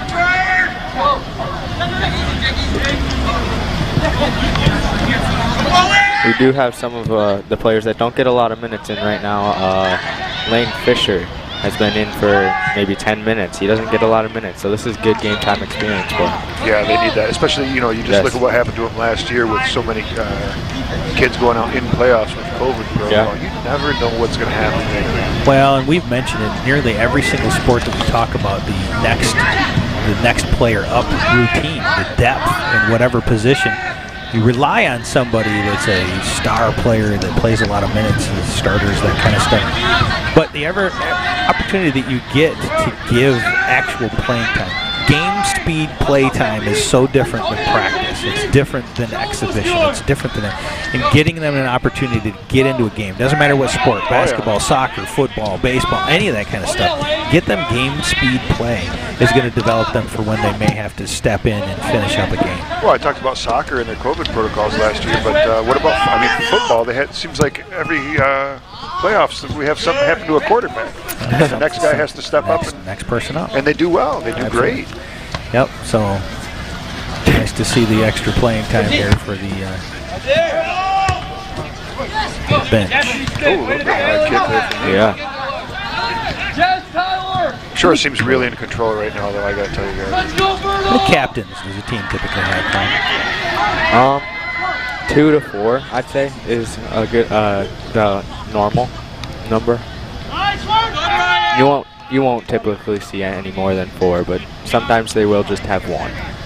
What's the I guess, is there any theory or reason behind 2 or 4 or 3 or anything like that, or is it just kind of mostly coach just and team preference? Yeah, like the leaders on the team. Sure. You'll want to keep your leaders as the captains.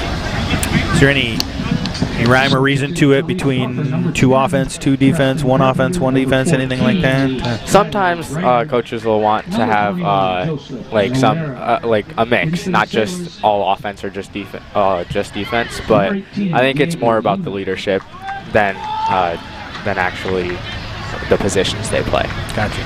A lot more about the leadership. And look, Joe, as a captain, you're the guy responsible to go talk to the referee if something's going on and you have to get it sorted out. Any player goes and talks to the referee could card him, but if it's a captain, he gets that. He gets that leeway. Gotcha. And so you don't always want it to be even if a guy is stand-out guy, if he's too quiet, he might not be a captain. Right. Yeah. You also want, not just a leader, but someone who knows how to talk to the ref with respect, because that's a huge thing. If you're going to talk to the ref, you gotta talk to him with respect, so you don't to be careful not to get a yellow card. How about this, Cohen? We do a team and we make everybody the captain, so we can all talk to the ref and see what they do then. I don't think there's a rule against that, right? I don't think so. Small nuances of the game. Well,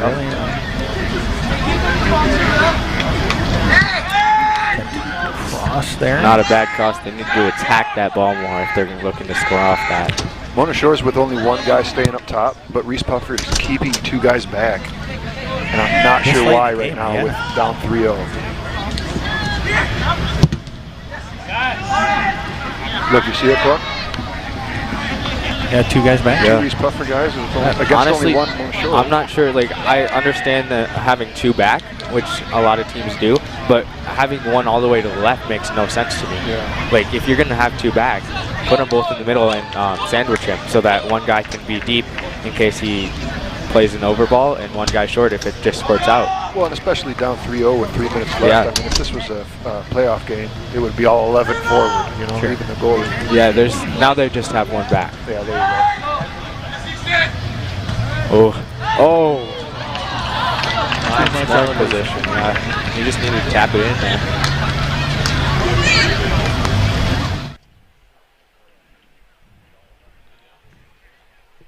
He wants that one back, too, watching the Lake Michigan Insurance Instant Replay.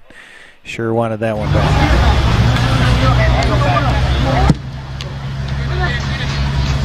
For those of you wondering how many, we've been talking a little bit about Reeths Puffers amount of underclassmen. They have 10 underclassmen. They've got 2.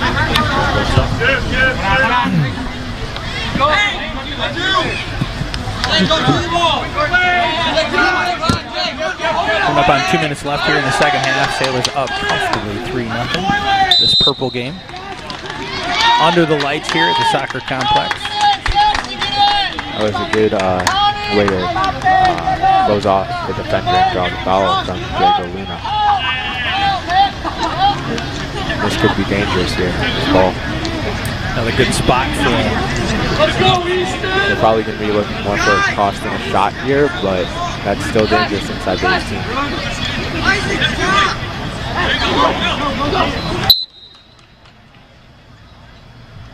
Again, a 3-man wall. Oh, he just shanks that one. Just didn't get any hook on that. Yeah, I don't know. A great shot down the fairway. You know, there is football. Really? Oh, yeah. And it's played on real golf courses. With what? With a soccer ball.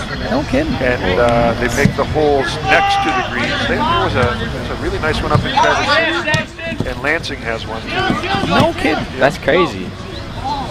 It'd be a great way, like if you didn't quite want to do, 1 minute to play.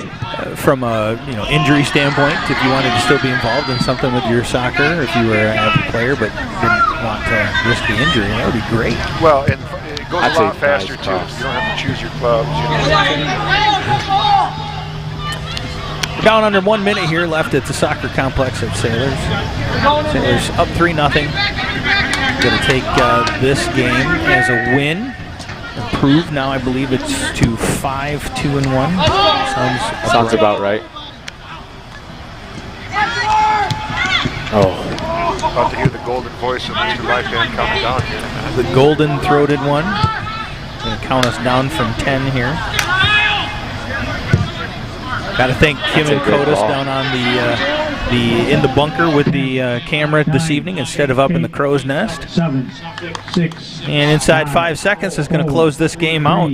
Fantastic night for soccer, a fantastic night for a Sailors win here at the purple game against the Reeths Puffer Rockets, crosstown rivals.